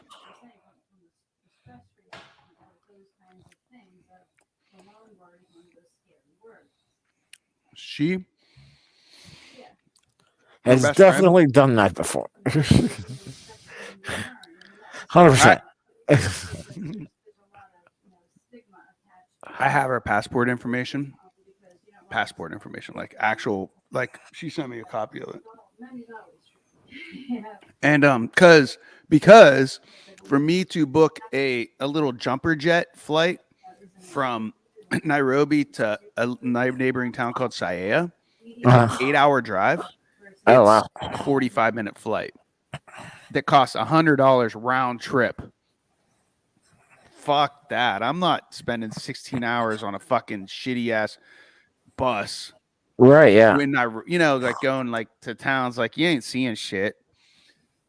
So for us to both go round trip to visit her grandma and where she was born and raised, and only gets to go she goes there pretty often. She does it by bus. She goes there about every 3 months. Okay. Because I thought she told me the last time she was there was around Easter. So she's very religious. She went there around Easter. So that's like what, April? Yeah, April 4th, right? Some shit like that. It changes. Middle. Yeah, it changes, but it's like the middle, beginning to middle. Yeah, April. Yeah. Yeah. So that's May, June, July, August, September, October. I mean, that's theoretically like 6 months. Right. She hadn't been there. So, and so we're gonna go back there. I'm gonna go to your hometown, and this town's called Saya. It's Siaya. It's also like one of the suburbs of that is where Obama spent some time. Oh, interesting. Yeah, President Obama is from that part of Kenya, that close to where she was raised. And I can't remember the neighborhood because like I looked it up and I even like looked on Google Maps and was trying to find it. Surprisingly, you want to go. You can go to Google Maps or you can go to Google and look up anything about his involvement, 44th's involvement in Kenya, like where his dad's from, where he was spent some time, being raised before Hawaii.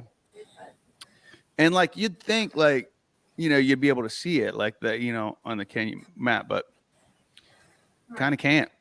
And it's like a suburb. It's on the outskirts suburb of this larger city called Saya. Just be like Cambria City, Johnstown. You know what I mean? Like you might not be able to find Cambria City for some reason. I don't know. But yeah, that's the deal.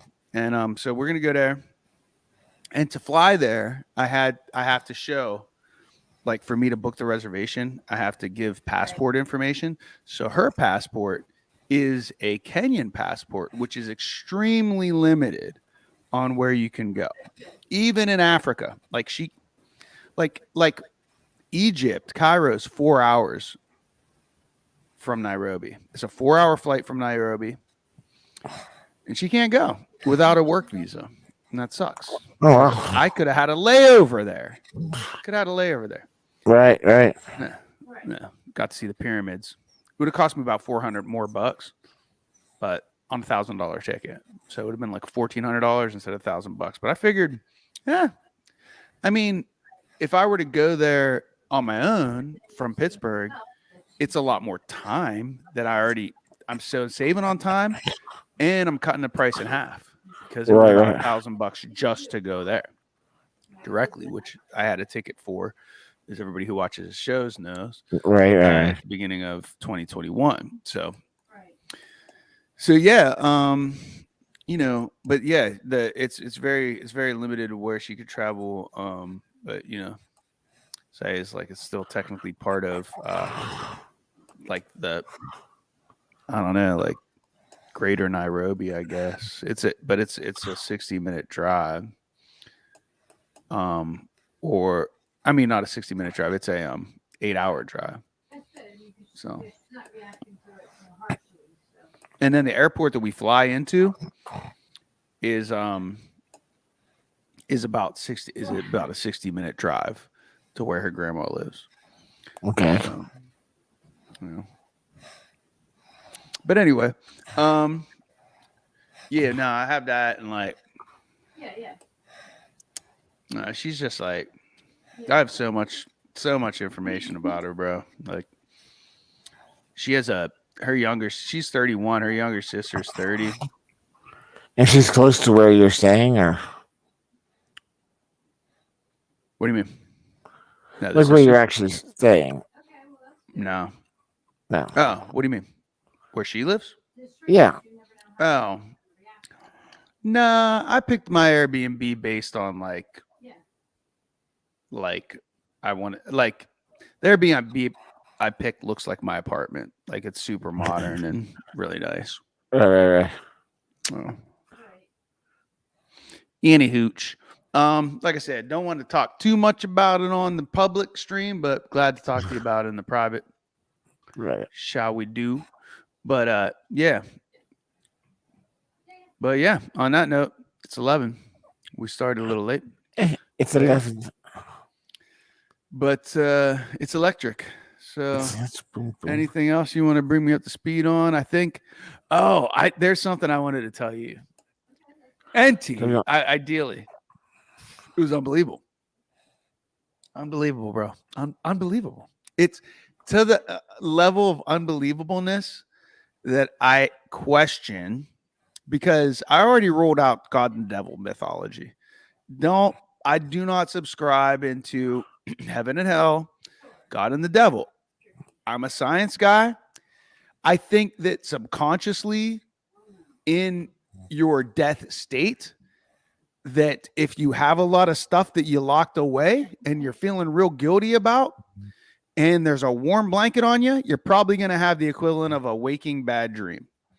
Right. If there's a cool blanket on you, you're kept cool, those thoughts might be able to be kept at bay. That's my scientific theory on how people perceive heaven and hell when they flatline. It's based on how tight were you tucked in into the hospital gurney, you know what I mean? Like kind of thing.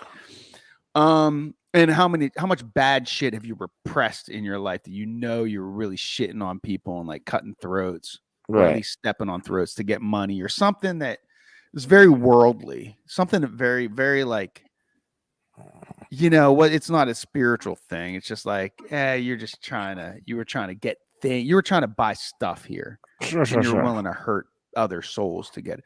Like if that's what your emotional baggage is, and your physical body is also like in an elevated temperature when you actually flatline, you have the equivalent of like a nightmare. So anyway, since I rolled that out, it leaves me with simulation theory. And there's this myth that's commonly told about, the devil being the temptress or the tempter, right? Like maybe it's the woman that we didn't realize we lusted after in the Bible, but like when we ate of the apple of the tree of knowledge that was presented to us by, Satan in a snake's form is like this common myth is like perpetuated throughout different civilizations. Like that's some type of male character, the snake is usually, but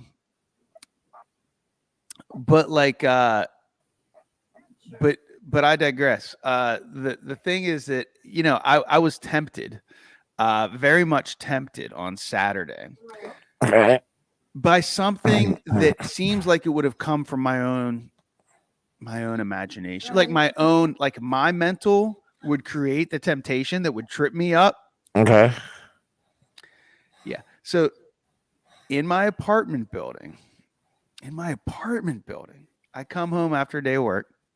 I've been happily talking to, my girlfriend for, video chats for like weeks now, enough to where I have feelings for her. And like I said, I mean, I'm a scientific guy. I mean, it's, I understand kind of at this point what love is and, that aspect of combination of what we both happen to mutually want in our in our respective lives, separate from each other, and just where we are in life. But the alignment of what we want moving forward based on values, and then like how we make each other feel. Right. So this is like the chemical concoction that most people interpret as love.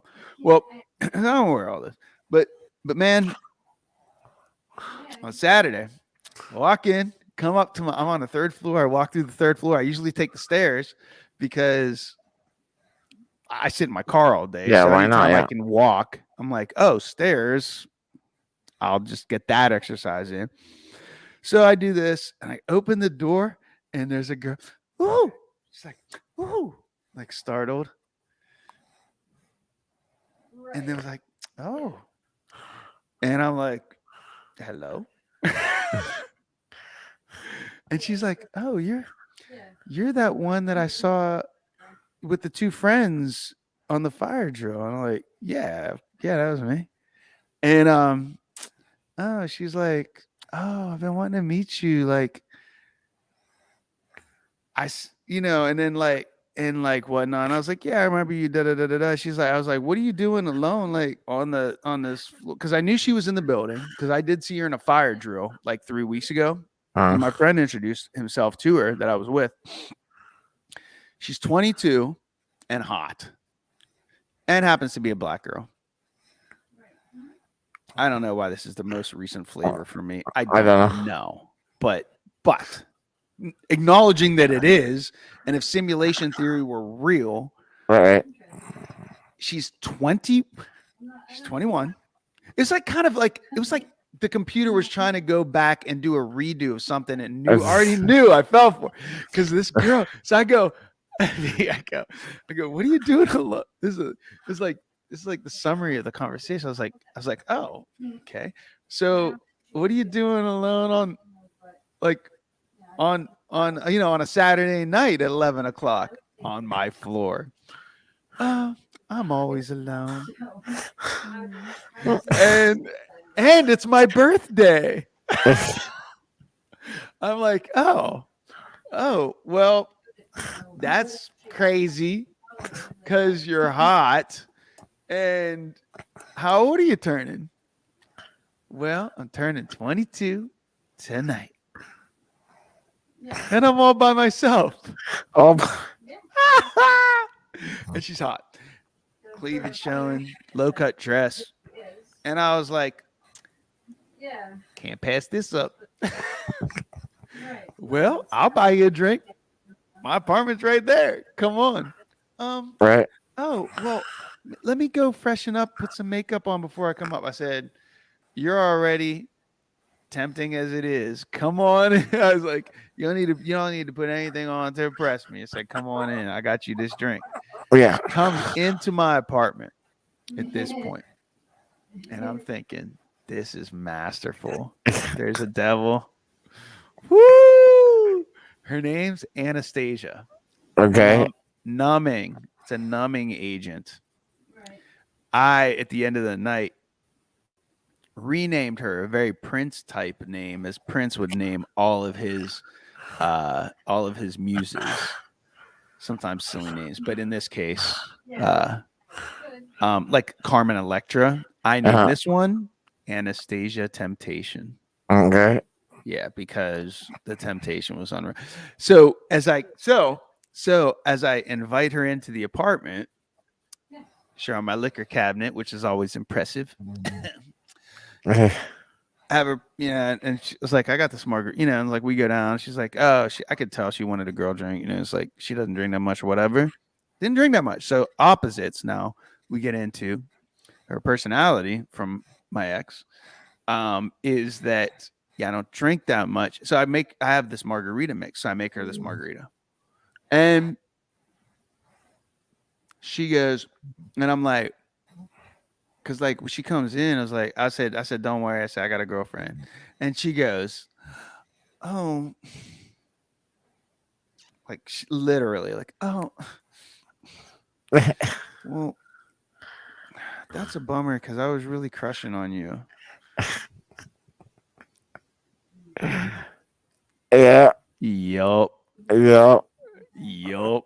And I just like, yeah, but in my mind, I want to smash, but I know how this plays out already. I know where me and a 21-year-old end up. So I'm like, listen, I'm a lot older than you, and I have a girlfriend. She goes, oh, I'm not a homewrecker, but I've dated older men before. Like my last boyfriend I was with for 5 years. We just recently broken up, and he was 30. So she's mistaken me as 30 something.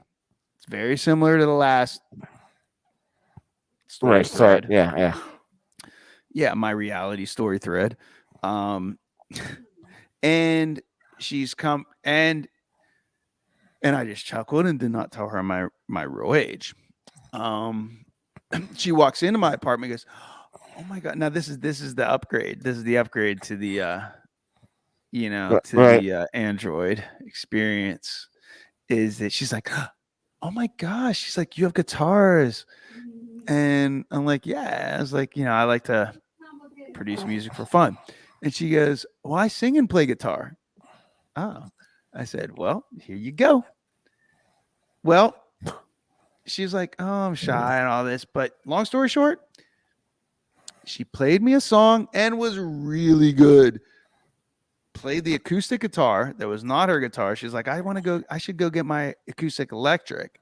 I'm like, I understand all guitars have different necks, but this one you might have to press a little harder because like it has high action. meaning the string height is real high. Yeah. But she played it well, and accompanied herself vocally beautifully. I'm at this point like, I want to ravish this girl. And I told myself no, because this is a test Right. of how much, I just got done saying last week, like I'm emotionally attached The one, this, yeah. to this other girl who's older and I hope more mature and from another country, and has values monogamy as a Sure. tenant of her own brainwashing. Sure. I just know that, but of course I know I was also indoctrinated into the same ritual, and look how I turned out. But but yet look how I turned out, because I'm still coming back to that and I'm choosing it. So Right, yeah.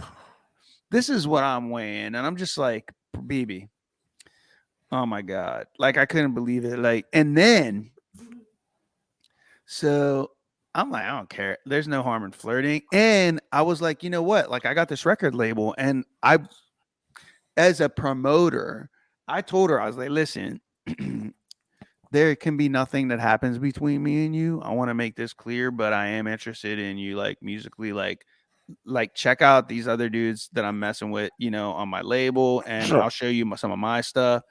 And I showed her like one of my songs, and then she showed me another one of her songs, which was also really great.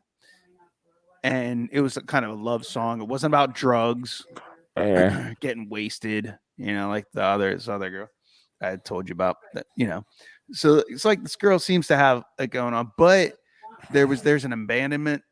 So we ended up having like a long conversation, as like kind of more of a mentor type thing. I was like, look, you got some shit going on, like, for real. It's like, tell me more of your story, because this is like literally, it seems like a freaking, Right. yeah, like this is too surreal.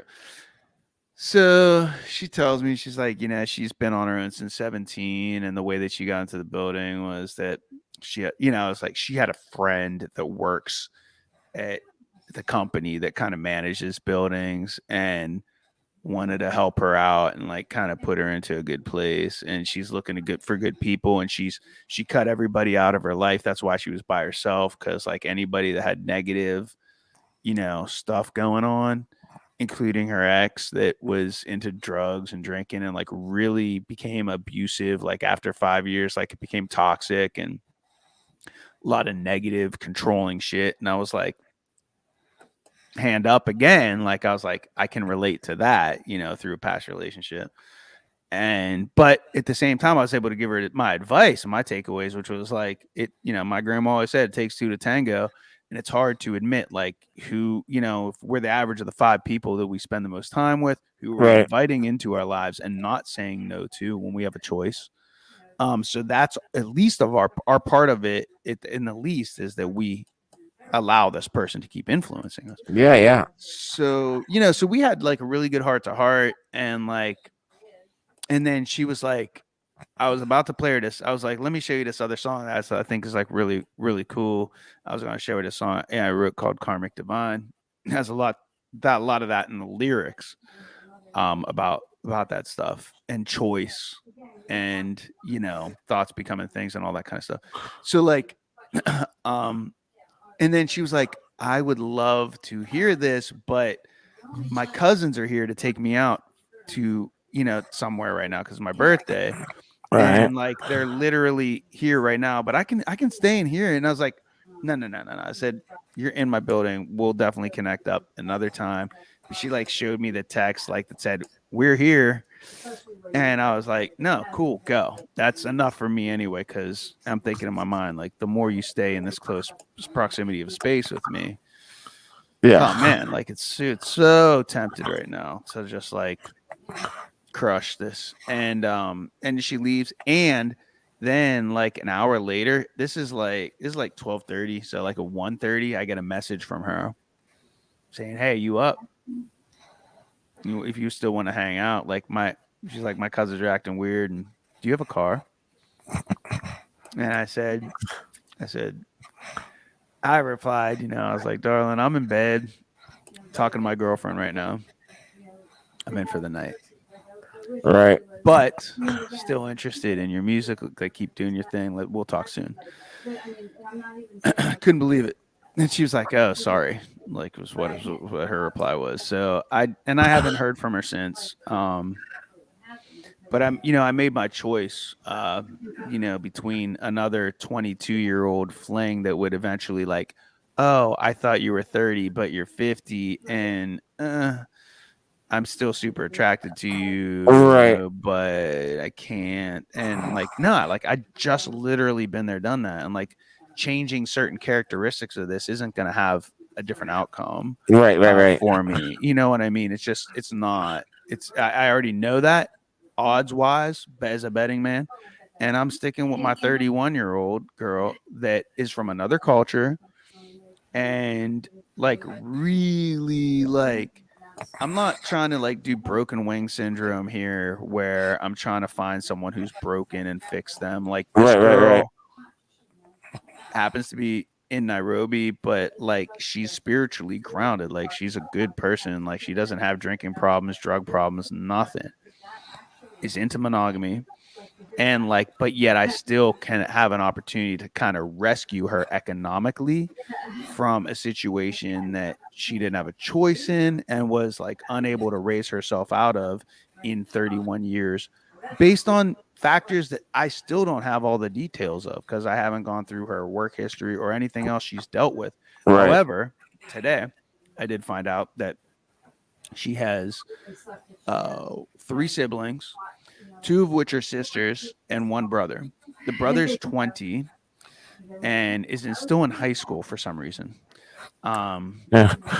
I don't know what the grade system is or anything like that over there. But her middle sister is like 27 and has a kid and is married. Happily, I presume. And then the sister that she has closest to her in age, like super close, is because she's just 31. Her birthday is on November 28th, so it's coming up. So similar in age to me and TK, she has a sister, younger sister, right? 30 years old. She's deaf and dumb. Dumb. I always thought that I don't think that I'm like that. To me, that's like we use that word too frequently in our normal everyday speech. It doesn't feel PC to me anymore to mean that you can't actually speak or choose not to. So you choose not to speak, but you can't hear. So it's gonna sound like that, and you just choose not to speak. That doesn't make you fucking dumb. Right. I got a problem with that. But that's the terminology she used. Sure. Explain to me, like, hey, I want you to know this is the case because I asked about her siblings and how old they are, and that's the response I got. Her grandmother, she lost both of her parents, and her grandmother is raised her similar. I didn't lose my parents, but Yeah. But like definitely raised by a lot of times by grandparents or like just mama too down at your place. Yeah. You and Free Will and Dolly. Amazing that we are allowed to do what we did under adult supervision. Well, yeah, I mean, yeah, we know the circumstances of why, but nonetheless, yeah, the way that it played out is just great. We got away with a good bit. Yeah, I mean, and for kind of like fair reasons from the adult perspective, right? Like, but thankfully they're as liberal as they were, you know what I mean? Because it's just fucking amazing. Like, the options are infinite, right? Like, yeah, on the, But anyway, so yeah, this girl, she just grew up and like, I don't know. She's just like honestly probably too good of a person for me on some level. Okay. I mean, like good-hearted, because I'm a good person too. However, I'm definitely like looking out for number one. You know what I mean? First. Yeah. I mean, I'm not like I'm not good-hearted to like being a sucker, and I don't fucking quote Bible verses and shit. You know what I mean? Like, and not that any of that shit makes you a good person, because clearly quoting Bible verses does not do that. No. But I feel like I still would risk my life for a stranger, given the right circumstances. So that says yeah. I mean, well, that's the. Yeah, you've got two things. You know, what does that say? Yeah. Yeah, you still feel that thing that kicks in where you just go, oh shit, that person needs help. You know, instead of, oh, that guy's in trouble. And then you start laughing at it. You know, like those are Or run over and like, kick him while he's down too. Or steal a wallet after he gets beat and mugged. Right. And the assailant left without taking the wallet. And you're like, oh, did that just leave without taking? Well, that's my opportunity. Hey, buddy, sorry to do this. How you doing? You gonna be alive? Okay.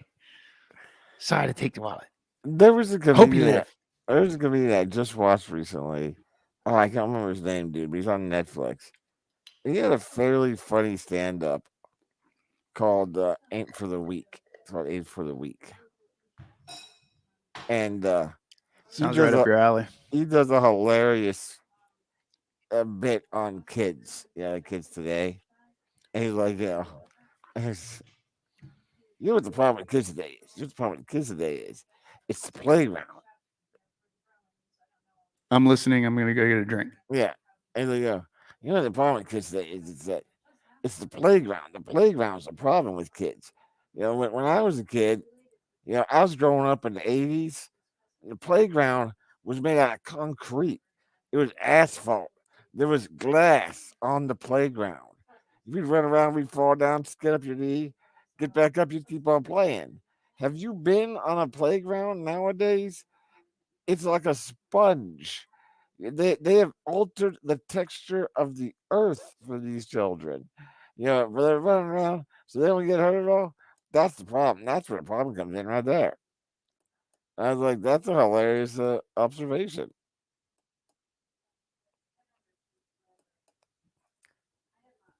And he goes on. He's not really. Yeah, it's a pretty long stand-up. It's like an hour and 20 minutes. I don't know that it's worth watching all of it, but he's definitely got some funny skits based around that sort of thing.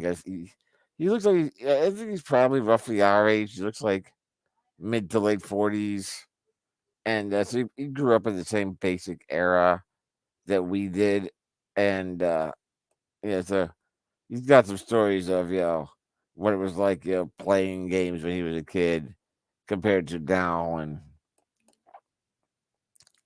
but it's whenever you were talking there, it made me think of his little bit that he did.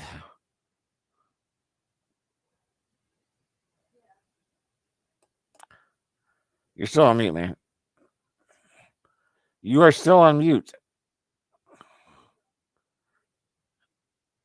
Dude, everything you're saying, nobody can hear it. You're still on mute. Oops. Yes, I heard what you said about the asphalt and stuff, but I didn't hear after that. It was like, because I've heard before, like people, other comedians saying about we didn't have helmets back in our day, which is true. We didn't back in the 80s. No, that wasn't a thing. No, his observation was just the asphalt versus the sponginess. Yeah, towards the sponginess now, and then some people from our generation has actually changed the texture of the earth in an attempt to protect these kids. Oh, wow. True. Yeah, and goes off on the whole, participation trophy thing and all that, Oh, yeah. Okay, got you. Yeah, but it's a pretty funny bit that he has. So nice. Yeah, I need to watch that Patton Oswalt thing too. I know you're telling us about that a few weeks ago. And Which one? You got a bunch out there, but oh, okay, does he? Okay. though, if you want to watch I would use the word transcendent. If you want to watch a transcendent stand-up performance, Yeah. you watch Patton Oswalt's Annihilation. Annihilation. Okay, And that's it's the one. like, don't expect to be laughing for 60 minutes. It's not like it's Yeah, joke. that sounds good. It's Yeah. not like it's joke after joke after joke. But Patton Oswalt's a huge geek. He's into the comic books. He's into the he has a famous bit where if you ever see the outtakes of Parks and Rec, I love Parks and Rec. Yeah. he was a guest on one of the Parks and Rec episodes where he shows up at a court thing where it's like a small claims court, and Okay. you're free to say whatever you want to. He's only in the show for like 30 seconds where he's talking about something, but in the outtakes, he had 20 minutes of just improvising, going from Star Wars references, how it tied into this X-Men comic book, how it tied into this Spider-Man thing, and here's the problem with Superman, and it just bounced all over the place brilliantly. And he showed it. They show it. Yeah, I don't remember where it is now, but there's somewhere where you can see that full reel. Yeah, where they're just like, because one of the things that they told him just start talking. Yeah. And they just kept the camera rolling. He kept on talking until they told him to stop. And it's literally like a 20-minute monologue of one thing to the next that he just was riffing on. But his stand-up Annihilation is just an unbelievable stand-up performance. Yeah, that sounds great, man. I've been crushing some money lately. I've been grinding hard, and like pulling down, like I betted like $2,000 a week last week. Yes. And then like or the week before, now like 15, last week. So like it's pretty good weeks for me for doing what I do. Fuck yeah. Well, one of them, I got some union work for some stagehand, like local 5 like stagehand work, and that helped augment. That's how it got me from the like normal like 1,200 kind of like bam, I'm almost at $2,000 a week. Right. But yeah, it was awesome. And doing it like grinding hard because like going on an adventure, going to Africa, going to doing this plane trip thing. Want to have some money to spend there. Got to do that, Yeah. So, fortune favors the bold. The person willing to trade their time, I was going to say. Yeah. For money. I mean, when money's the goal, like fortune favors the one that has a skill set and is willing to trade their time for money. Yeah. To be quite literal. So I've been doing a lot of that, and it's been working out. So that shows me that I still have some skill set that's valuable to someone. Good. Yeah. And but yeah, I've been slacking on the CDL studying a little bit. But I have been watching the Lord of the Rings thing on Amazon. I haven't seen any of it yet. Forging of the Ring. Yeah. I have not. I've been waiting. I think probably gonna binge all of it. That's the payoff, is like the Forging of the Ring. They're long episodes, and it's a lot to watch. But they come out every Friday, and I'm like one. I have like one. I'm behind him, but man, good finish to the last one. And were you at all a fan of the Interview with Vampire Novels? Were you at all? Yeah. Have you checked out the new series? Wasn't aware there was. There is. There's a series Anne on Rice. Yeah. She wrote a new series? No. There's a new authors? A new show. There's a new show based on the books. Oh, really? I just saw that there's something about vampires that's like, you got to watch this. I wonder if that was the It's same. got to be it, dude. It's on AMC. And AMC has a history of doing pretty good shows. You know, Okay. Walking Dead, Breaking Bad, Better Call Saul. Right, that's true. They've done all those. Yeah, they've had several home runs in a row. Yeah, and now that They've been going for decades, so they got cash. Right, so now they got Interview with the Vampire going on. Wow. And I am blown away by it. Like the everything about it. The acting, the sets, the update, because they updated the story a little bit. Changed a few things. But nothing that alters any kind of character. The dude they got playing Lestat is brilliant. The guys playing Louis is fucking unbelievable. Wow. And the concept of it is the way they updated it, which you find out in like the first 3 minutes of the show, is the guy that was doing the interviewing. Okay, the interviewer in the book. His name is Daniel Malloy, right? And in the book, he's like a young interviewer, a young reporter, like 22 years old or something like that. And the concept is what they've done here is that they never got to finish in this version. They never finished the interview way back in 73 when the book came out. Okay. So he started the interview with Louis and was kind of a troubled kid who was, trying to get into reporting and all that, but had some drug habits and all that. He was a child of the 60s and the 70s. Louis was still a struggling vampire 50 years ago, 49 years ago. And that they never got to finish the interview. So now, 49 years later, Louis reaches out to Daniel Malloy again and it's like, I'd like to finish our interview. And so now it's the character coming in. The interviewer is now older. He's played by a great actor. His name's Eric Bogosian. He's always been kind of he's been around forever. He's in a really good movie called Talk Radio back in the 90s. Oh yeah, I heard of that. Yeah, he played a great character. And most people probably know him because he had a stint on one of the Law and Orders where he played one of the lawyers or whatever. Okay. Yeah. But he's a really good actor and he nails it here. Ooh. But it is so worth checking out. Like I have not had a show in a while that every time I see an episode, I'm like, fuck, when's the next episode? And I can't store them up to binge them. I have to watch them. It's that good. It's really shockingly good. I can't, I am surprised. And then what they're doing is, their plan is, they're going to go through the entire Anne Rice Vampire Lestat books one at a time. So right now they're doing interview, and that's going to be a season or two. When that's over, they're going to do the Vampire Lestat. When that's over, they're going to do Queen of the Damned. Ooh. Yeah.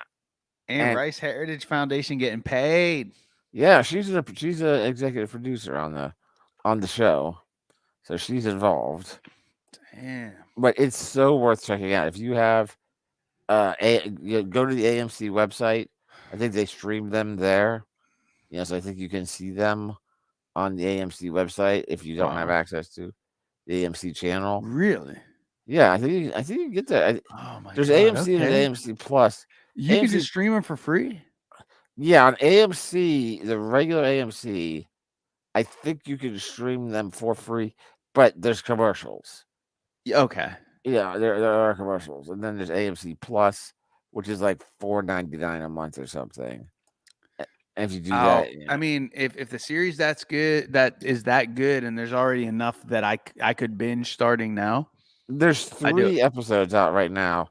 There'll be a 4th this coming weekend. I will say that I got Disney. I just canceled Disney Plus that I've been paying for the past fucking 8 months and not watching for the past 6.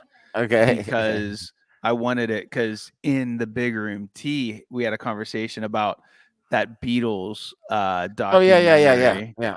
Yeah, and so and he was like, "Nope, it's worth it for the thing." It was like the same thing. It's like $7 or something. I don't remember, $9 or something. I was like, yeah. I mean, to watch the Beatles anthology movie thing, I'm fucking watch that. Like that's Yeah. is a huge influence on American music in general and my Fuck yeah. life specifically. Not that I'm unique in that in any fashion, but it's just it is part of our musical dialect, language, influence, all that shit. So I wanted to watch it, but man, I finished that and forgot to cancel. So that's what they always want you to do. And I paid for like fucking 6 months. So it's like I don't know what I paid. It's like it's $80 down the drain. I forgot I was fucking paying for it. Yeah, we have So, Disney but Plus is worth it for us. I'll do it for the TLC because I just despise commercials, man. I Yeah. fucking can't. And if Yeah. I can't fast forward, if I could fast forward them, okay, I'll deal with the inconvenience of pressing the button to fast forward it. But if Yeah, they sure, make yeah. that button not work, you got my $5 fucking bucks per month, Yeah, $7, yeah. $9 if it's a good show. You know what I mean? And I'll risk forgetting to fucking not cancel it Disney after Plus I'm is done. we have Disney Plus, but that's because they've got all the Marvel shit on there, so But once you watch the Marvels, the TV shows yeah, they have all the TV shows and the Mandalorian. Yeah, the Mandalorian. They have a few new Star Wars movies or shows. I mean shows. So they have pretty I don't fresh. know how you can make that's amazing to me. You make time to consume all that media, but you always have been able to do it somehow with multitasking. Yeah, it's as a eating, dude. background It's thing. just fucking. It takes me 2 hours to eat a meal. Sit down, 2 hours, no commercials. You could get 3 episodes in during a 2-hour stretch. 40, 40, 40. That's 2 hours. Yeah. So at the Not end of the bad. night, I grab some food. Actually makes an adequate break. Like that's a nice break if you get to eat and enjoy some, something that's passive entertainment. It's like, it takes your mind off of the fucking work, right? I mean, that's great. Yeah, so it actually makes a lot of sense. Yeah. Yeah, so it works. That's funny. Yeah. I do mine it usually at the end of the night, and then and then it'll keep me up till 4. I still can't, man. Like I'm still going to bed 4:30 in the morning. Yeah. Because of screen involvement, and then I it feels like I'll sleep till 12:30, and like have some conversations, make food, and then it's just time to work. And I feel like I'm in this like kind of shitty wash, rinse, and repeat cycle right now. Yep. It didn't feel when I had somebody living with me that was my partner. The wash, rinse, and repeat cycle was pretty good because it involves sex.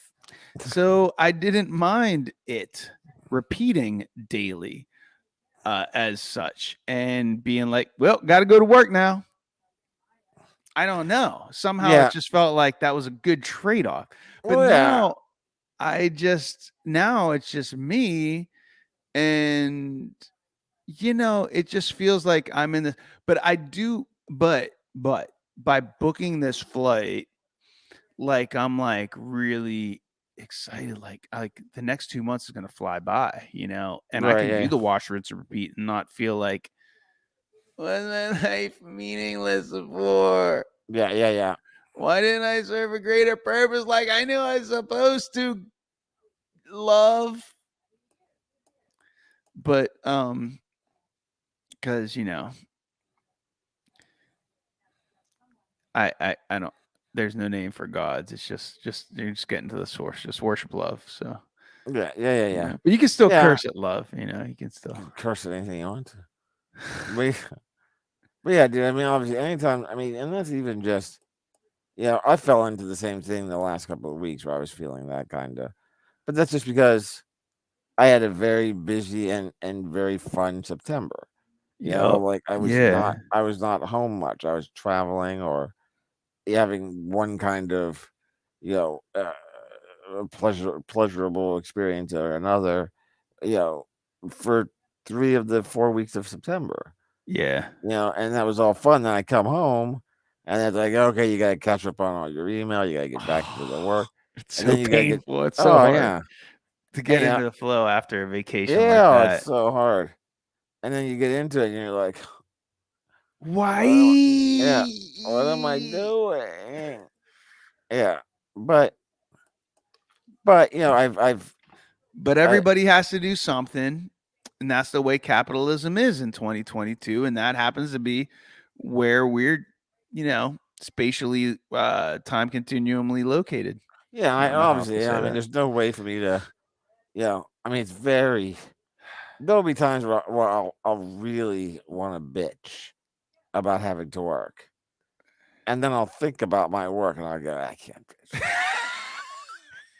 Like I can't. I have no. I'm not that fucking whiny, dude. Like, Yeah, I mean, but like that's just like human conditioning to like kind of Yeah. go there because you're like, it's something that you don't you'd rather just eat food and be sexually pleasured.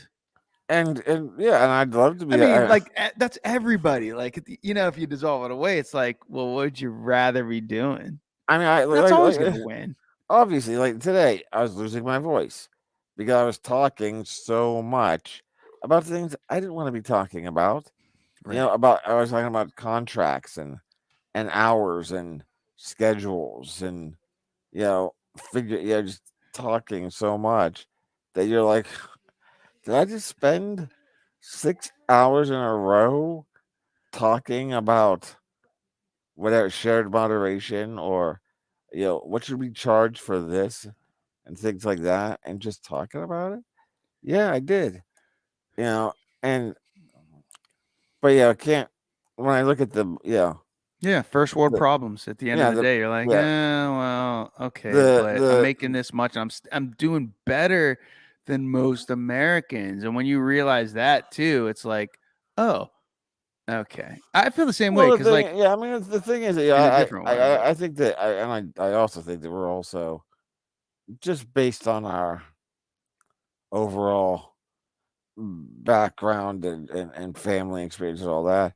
We don't even realize like better than most Americans. But if I look at my Right. average, if I look at my salary compared to Yeah. what they could, I would fall into the lower middle income group. Yeah. Like mine is a lower middle income, Jesus. and I think to What the myself, fuck, bro? I know, right? yeah, Like how? Because I read an article. I didn't read it. I read the headline that gave me enough information that I felt I didn't need to read it. Which was, I just earned $250,000 this year. I live in New York City and I have no time to enjoy it. Right. And I'm still considered poor. Like, because, and then Because the the gist of the article cost was like yeah. the rent and everything. It's like, oh, like basically like 200,000 of that is gone. And you basically have the same kind of work-life balance as we do here in Pittsburgh for making $50,000. Yeah, I mean, if you live in fucking Silicon Valley or something, and it's just if like, you're making $250 in New York, you're bringing home somewhere in the neighborhood of 130,000 of that after your taxes. Out of that 130,000, you're paying at least 50 grand in rent if you're living in New York. So so now all of a sudden your $250,000 paycheck, you're down to maybe 80 grand, and you haven't talked about utilities and food yet. wow. So that all sucks. Yeah. I mean, and so, yeah, it's like I talked to my passengers about this because I have passengers from all over the United States and all over the world. But often when I have people from New York, it's like, I've lived in LA, and they're like, oh, and then I get that respect nod Sure. of like, oh, okay, you've been out. Yeah. It's like, yeah. And even with locals, it's just like, with locals, I'll get the question, or people that aren't traveled, they'll ask me, wow, there's like a wow factor of like, why did you leave? that Yeah, way. yeah. Like that kind of like, you made it out. Why'd you come back? And it's like, because my perspective changed, it was never about making it out for me as it was. I mean, I did this at 25. I despised winters for some reason because I wasn't skiing anymore and wasn't doing anything during the winters. It was just cold. In high school, I love winters. It meant ski club and drinking and sex and on the bus and like, whatever. But like for me, it wasn't. It was just like, no. It's like I wanted to work in movie production, and it wasn't happening in 1995 in Pennsylvania. It was like my choices were New York, North Carolina, and LA. And New York was the lesser degree. Like New York was about theater, not as much about film production. It had TV shows and theater.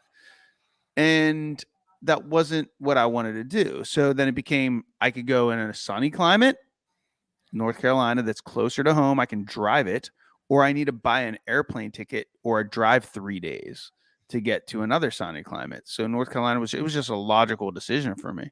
Yeah. It is how to learn like that craft as like a graduate school study, for myself. Basically is the way I perceived all that. And with Hollywood being the goal, and then 5 years later, that was my doctorate. Essentially, that was my master's. It was like I gave myself that for 5 years and experienced that. And then at that point, it was like I don't, you realize the pros and cons, the pluses and minuses of the industry. There's everywhere you can eat, every flavor out there. Hey, Flash T-shirt of the hand. Ad Hoc likes the Flash T-shirt. Oh, cool.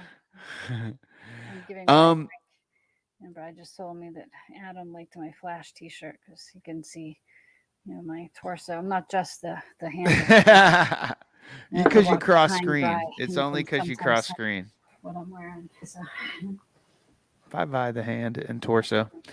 But yeah, I tell people, I say, it doesn't matter.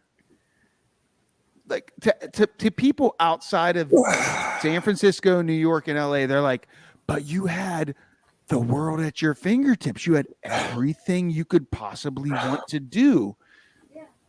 And it's like, yes, but you're forgetting that we're actually temporal beings that live in a body, and there's only 24 hours in a day. And if you're working all of them and you have the money, you still can't do all the shit that you want to do that happens on the same day. You have to choose, or you're not working, and therefore, because you're not working, you may have the time, but you don't have the money anymore.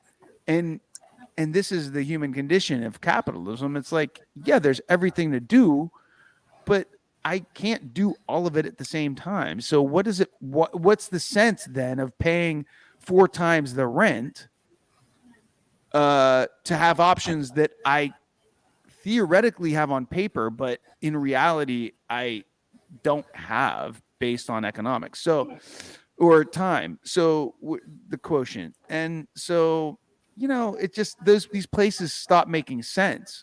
Yeah. And especially with then George Lucas made the first movie in a digital format in around 93. And the writing was on the wall. I was like, well, they require smaller lights. We can now do location shooting. And I knew that there would be less productions on sound stages and more location-based shooting. And, fast forward, my brother, who I was telling, he was like, dude, you'd crush it in the art department. He was able to get in the art department without leaving PA. Right. Because of digital formats and every state recognizing the cash cow that is movies as a business, and kind of getting into basically what is the gig economy, but on a state level, where they can bid for businesses that will come in and spend $20 million in 2 months 4 months. Usually that's it. Like it's or like $10 million in 2 months, right? And then they're like, oh, we're still gonna do the post production in LA because that's where all our above the liners work and our producers and our and the director lives like where we want to show him the dailies and have meetings and stuff with like they still do that shit. This is usually post production, but the production can happen anywhere, and it's cheaper to fly the above the line people and hire locals than it is to pay union union workers, people in LA. Yeah, I mean, Pittsburgh has a union too, and I mean most states have developed unions, thankfully, to kind of get the fair share of workers' rights. But at the same time, it's why movie tickets are now $20 instead of $10, because people were making less than a fair living wage in those industries for the hours that they worked and the conditions that they had to work in, and now everybody that's involved in these can like make actual livings, where they can have just make it like a living, not have to like stress so much. So blah blah blah. But anyway, that's why I was like, no, that's why I'm here. And then I just I don't know, man. That's it. That's the end of that story. Yeah, dude. It all comes down to that time thing. That's the thing. Our fucking the control we allow our rotation around our star to have over our lives. Well said. Well said. Yeah. That's what we all the distance we are from our sun and the speed with which we rotate and orbit it has determined this is how much time you have to do stuff, because everyone else is like, no, it's getting late, it's time to go to bed, and the rest of the world is like, oh, this is when work starts. So everyone gets up and is like, oh yeah, 8 in the morning, that's when work starts. 9 in the morning, why does it start then now? Like what? God, I love you, BB. Like you're the master of this. You fucking you theorized it and you fucking lived it your entire life, and it's obviously rubbed off on me. T has a different reality where there's kids involved. There's a major lightning strike here, dude. Sweet. Glad you didn't disappear. Yeah, like it is fucking rumbling through here. It's crazy. I was considering going out and working again, depending on, I was playing it by ears. Like, well, if this ends short and I only have like that one glass of beer that I filled up, but I filled it up a second time. That's all. And I'm gonna fill it up again. That's right. That's me. Because that's how I give up beer. Yeah, but well, you got to get it all completely out of your house. Oh, you can't have it in your house and be like, yeah, no. It when it's gone, I got one more beer in this house, and it is an IPA. I was gonna mix it with that one, but I didn't know I'd be enjoying this conversation this much, and I'm gonna go for it. Yeah, I'm gonna be bailing fairly soon. Son of a bitch. Get me roped in, and then you fucking bail on me with your good conversation skills, and then you're leaving the big room in which you host. You're the key host. You're the fucking first and foremost key host of the big room, and you're number one key host, number one favorite in town. Exactly. I'm the number one key host favorite in town. Customer number one favorite. But yeah. I mean, like I said, so I'll stop myself from complaining too much about work just because I'll step back to look at what I get and what I got to do and all that. And go, okay, that's fine. I know, but like you said, bro, I just saw the lightning. I just saw a lightning, but I can't hear it. But it's gonna be a different lightning because obviously it is a different lightning. It's totally different direction actually than where you are because you're that away. Yeah, and plus that was that away. That's way too long for light. Yeah, light usually hits first, but yeah, man. But no, we're 30 minutes away from each other, though. You know what I mean? Yeah, it's still, dude. The light travels at 186,000 miles per second. If I was facing the right way, I'd see it within seconds. You'd see it within a fraction of a second. Nice. That's if awesome. if it was bright enough and nothing, impeding your view. Yeah, exactly. Oh, now it's pouring here. You just started pouring down rain. Oh wow. Definitely not driving in that shit. It was drizzling whenever I got off the road here today, but I worked like 2 hours today. But I'm doing well this week for myself already. Like I started off the week really strong. And I just like that's what I do is like I kind of play it by ear. Like, it's like am I taking a day off or am I just not working a 7-day week? But I'm Right. prepared. I'm prepared to work 7 days. And it's like as long as I get my 40 hours and it just doesn't matter when I do them. So I'm not fucking stressing over it. We're hanging out. As long as it's fucking cool, we're hanging out. That's great. There's no bonuses I'm missing out on. I could be making money, but you can always make money, and that's the thing you gotta realize. Right. It's like you can always make the money. And that's one of the things he's almost really good at. Was like always telling me, he's like, he would cash out. He would check out early. He's like, dude, yeah, you're gonna make more money. But I want to relax right now. And I choose to relax, and they're not gonna sucker me in Right. based on a surge amount. Like I'm not going for it.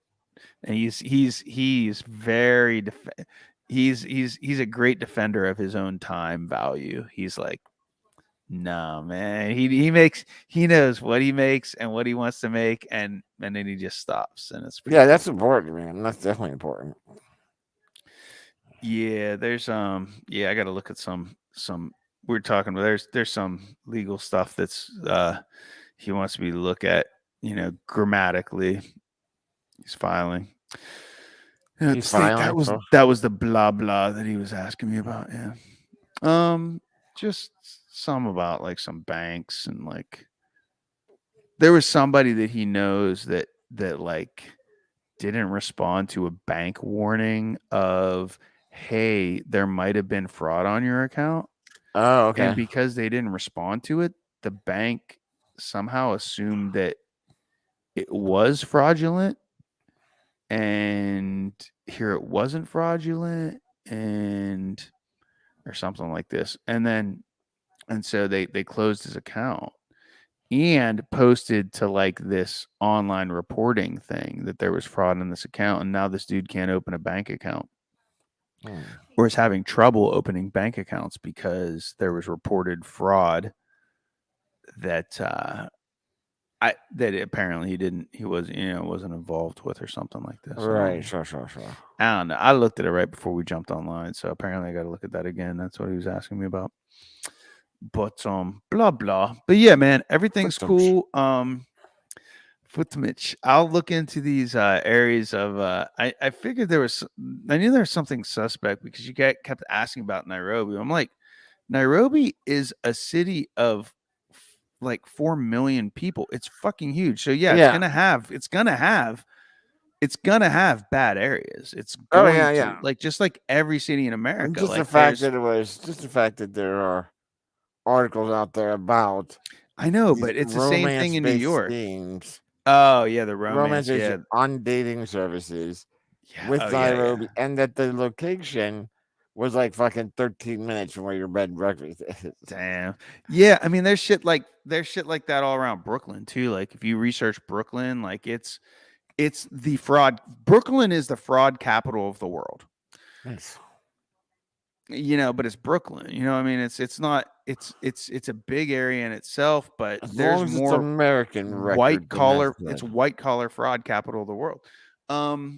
Yeah, like it's. I mean, not of the world, but of the United States, because there's probably more that's done in like India and shit nowadays. But I know 20 years ago when I was working at one of the when I was selling computers out in LA, that was like there was like yellow flag warning. Like if you're getting requests for like computer equipment and it's in Brooklyn, like this is like really, you really got to do do some backup kind of research because this is the fraud capital of the fucking United States.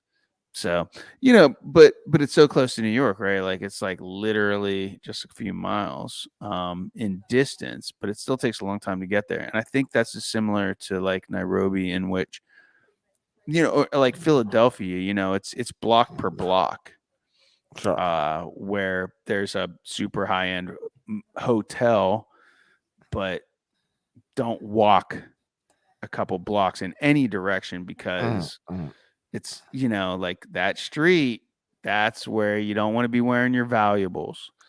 Just to make sure you're coming home with all your kidneys and most of your clothing. Right, that's true. I mean, I should still definitely. I mean, it's always a good idea, I guess, when you travel, especially to foreign countries.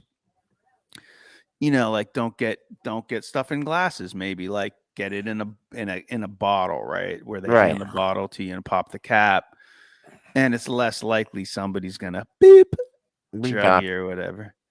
But yeah, roofing all you. Ooh, yeah, there's some good lightning over the city of Pittsburgh right there. I'm looking out this window over here. That was nice. Just got to pow pow. Little firework action out there. So yeah, that's but no, the girl herself is like 100 and I'm like 200. Dude, I'm like 1,000% positive. She's a real, like, everything's real, man. Like, I mean, I yeah, I mean, honestly, I would never know the details as to. Yeah, there's too many. No, I mean the folks that have fallen prey to the scam before. Oh yeah. Yeah, where it's like, oh, this guy was a doctor from India. One of them was a doctor from India that got pulled into the scam. That wound up, going to visit the girl in Nairobi because that's crazy. He's a doctor in India. There's like, it's another country where there's like millions of women that are all hot. Yeah, arguably hotter than Nairobi women, but whatever. To each your own. They're you get in a conversation. He believed he was in love with this girl. And he fucking traveled to Nairobi, and then next thing you know, there were 3 guys pinning him down and trying to take his money from him. And that's happened like half a dozen times in the last couple of years. At that area, around that area that I mentioned there. So this girl actually, like, so ironically, to me, it was amazing. And like a signpost from the universe that I'm going in the right direction was that in my day-to-day job, I have never, in 4 years of like doing Uber and Lyft around Pittsburgh, literally thousands of airport rides. I have over 10,000 rides documented between Uber and Lyft at this point. Nice. Over 10,000. Thousands of them have been back and forth from the airport downtown. So that's pretty amazing. But it's all this is analytically correct numbers. And I've, to my recollection, have never picked up anybody from Nairobi,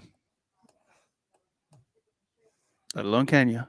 But I did last week. Oh, really? That's interesting. Totally interesting.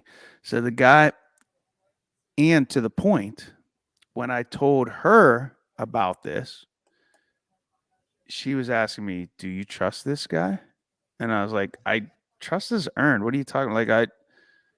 Over time, but in my initial like everything that I've weighed, there's no reason for this man to want to deceive me with his story, because I'm a, it's like the way that the sequential order of which our conversation took place. And she was actually trying to warn me. She was like, well, there have been stories of guys who came here and then were basically mugged.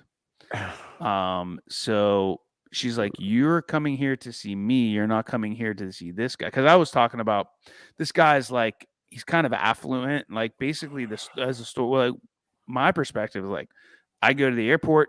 It's a random ride. But like, it was fascinating to me because I was grinding hard that day and I drove, like I had a choice. That was the night I was going to meet my parents at Texas Day Brazil at 6:30. And I was like, fuck, I knew the airport was hot and there was 0 wait, but I had to take somebody from here to Washington, PA, Okay. and from Washington, there's a fork decision that needs to be made going up Route 79, in which I either head into town 15 minutes or I'm heading to the airport for another pickup. And the airport was hot. And I made the decision to go to the airport.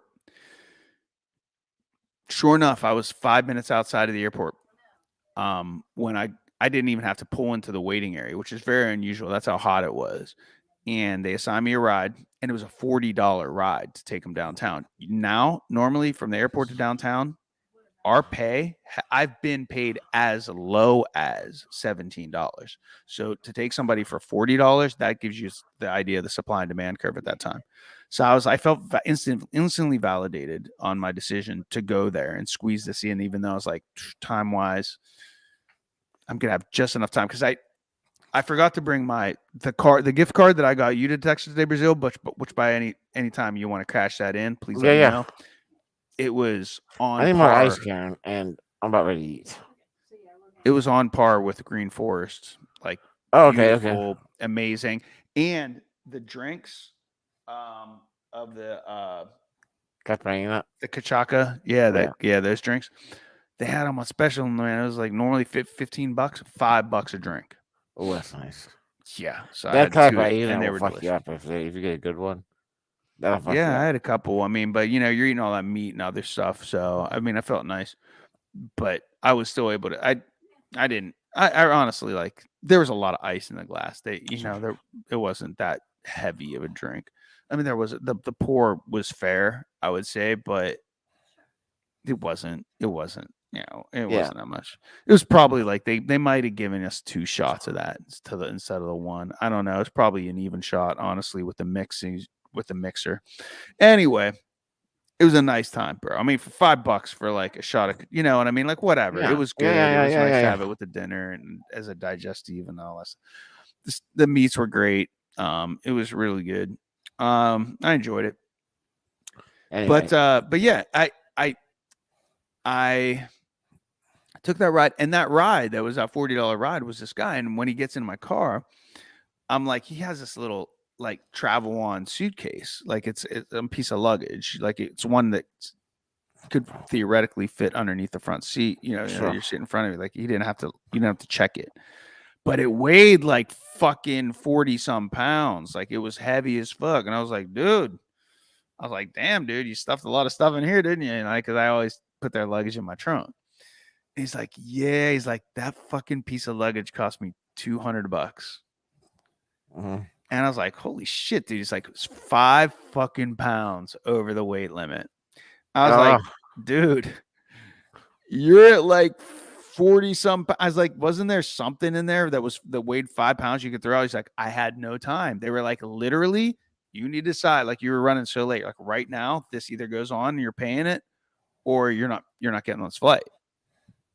So I decided to pay it. I was like, well, if that was the case, shake it off, bro, because you're here, you're on ground, you're with your luggage, and you must have been able to pay it.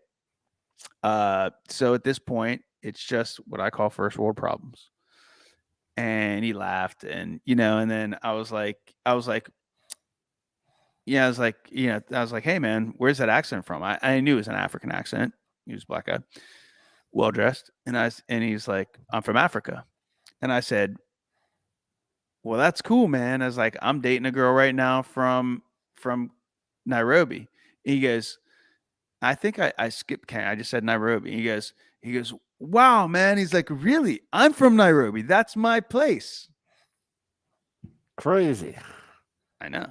It's the first one. And that's why I say, like, I mean, there's some shit that's been happening to me where I'm just like, man, I don't know if simulation theory is real or not, but like, it's like if there is a computer that's running things, and they have like kind of, what we see AI doing now, in Internet 2.0 is collecting keywords and giving you experiences that are within your interest range. Certainly seems to be the case. Sure. Based on my last Saturday story that I already told, and this, it's just like both of which are like, if you're a odds playing guy, a 50-year-old dude isn't going to have a 21-year-old black girl hit on him twice within a year, but yet it fucking happened. Right. I've gone 49 years without that happening. And then it happens back to back with some similar differences Right. between the two, and some non-similar difference, some unique differences between the two, just to keep it interesting. We're like, hey, maybe you want this version of this flavor because the last one almost hooked you. Like, but no, this isn't going to hook me, and I'm trying this thing now, and then Nairobi served up to me, and it's like this dude, he was like, I was like, yeah, man. And I told him, I was like, I was like, yeah, I'm going there at the end of the month. And he's like, have you met the girl? And I said, we haven't, but I videoed with her every day. He's like, all right, cool, man. Because, everybody, he even hit me up with the catfish thing. He's like, and I was like, no, it's not that. Like, she's a good girl. Like, she's a good girl, and like different than my past relationship in many ways, and it just happened this way. And I was looking all over the world. I didn't pick Nairobi on purpose, like specifically. I did not just like it was that app just had certain countries that had more apparently, like they maybe marketed better there, or just for whatever reason had more response for that app. That the app went viral in certain, like 3 other countries outside the US. And so it's just like it's a lot of happenstance. It seems coincidental, but this dude was like, he's from there, but he works in tech at a local company that I know is here, called Thermo Fisher, and they're big in like pharmaceutical type shit. And he works in tech with them. They're a $1 billion company. They're really big, and they have a base here in Pennsylvania. And he's like, yeah, I'm going from here, then I'm going to Costa Rica for like 2 weeks, like as a business trip and shit. And I'm like, damn, dude's baller. And he's like, yeah, I've been here in Pittsburgh for like a couple years, but I came through California, and I own some property there. I got like into real estate there a little bit. I own some properties out there. And he flies planes like for fun, like little Cessna type planes. And I was like, cool, man. I said, and then I was telling him about what I'm doing, and it's just like, dude, like this girl, like she's like really smart. She's pretty. I said, like, I just think she like didn't have a lot of opportunity and stuff, but she like speaks perfect English. So I was like, maybe some people that we could talk about things. And he was like, yeah. He's like, cool, man. So we had a great conversation. Ended up getting his Instagram contact. And then there was like somebody, I was at the hotel. It was like a quick all this in 15 minutes, like in a short 12 to 15 minute ride. I drop him off, and there's somebody behind me that's like anxious. I'm like, dude, I could talk to you for a lot longer. I would love to come, because like he was even like, dude, I'm going back to Nairobi in a month, and I will be there for like a month. Like I'm leaving. No, he said he's going there. He's going to be there till Thanksgiving. And he was there for several weeks. And I was like, dude, my flight is on the 25th. I was like, we're just going to miss each other. Cause he's like, if you're out there, like, hook up, man. I show you around. Like, he's like, that's my fucking city, Right. And I was like, this is unbelievable and so serendipitous, and I can't even like believe it, man. It's great, to meet you, and I hope the conversation will continue. And then I just drove away thinking like, this is just surrealism to the point of like, I love serendipitous occasions, and this is just like unreal. And I tell her, and then she's like, that's cool, but how well do you know him? Because there have been people. There's a story. She's like, I talked to her best friend Her name's Alvina. Nice. Yeah, great name. Alvin with an A at the end. I wonder what her dad's first name was. But yeah, one of those guys that do that, So Alvina, she's like, yeah, I'm talking to my best friend Alvina, and like, here's the thing, like, he might be fucking like, did he? She's cautioning me, saying, right. how well do you know this guy? Because like, he might be, trying to get you he might jump you in Nairobi or something and take your money or something. I'm like, she's like, don't change your dates. Cause I was like, initially when I told her, I was like, listen, this might be a good opportunity for us to get to know somebody who's affluent from your country. I mean, like, it's networking, it's a good networking opportunity. I can move my dates forward by like 4 days and we'll have an overlap and maybe we can all have dinner together and he'll meet you. And, like we'll have an opportunity to like maybe he knows people that own shit out there that might be able to give you some better options while you're there, better than your current, make more money for less time type of shit. I don't know who he knows, but hey, this is a good. And she was cautioning me not to change my dates, and if he wants to help, he'll help, and if he doesn't, that's fine too. It doesn't affect us.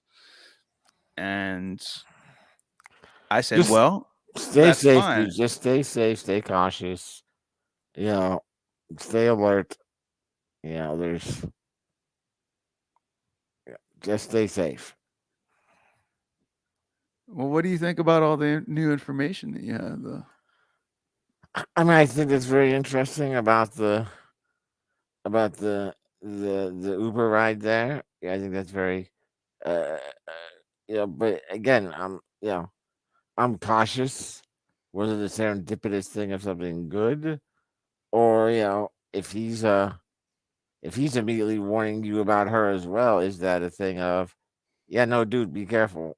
This happened out there. No, she was warning me about him.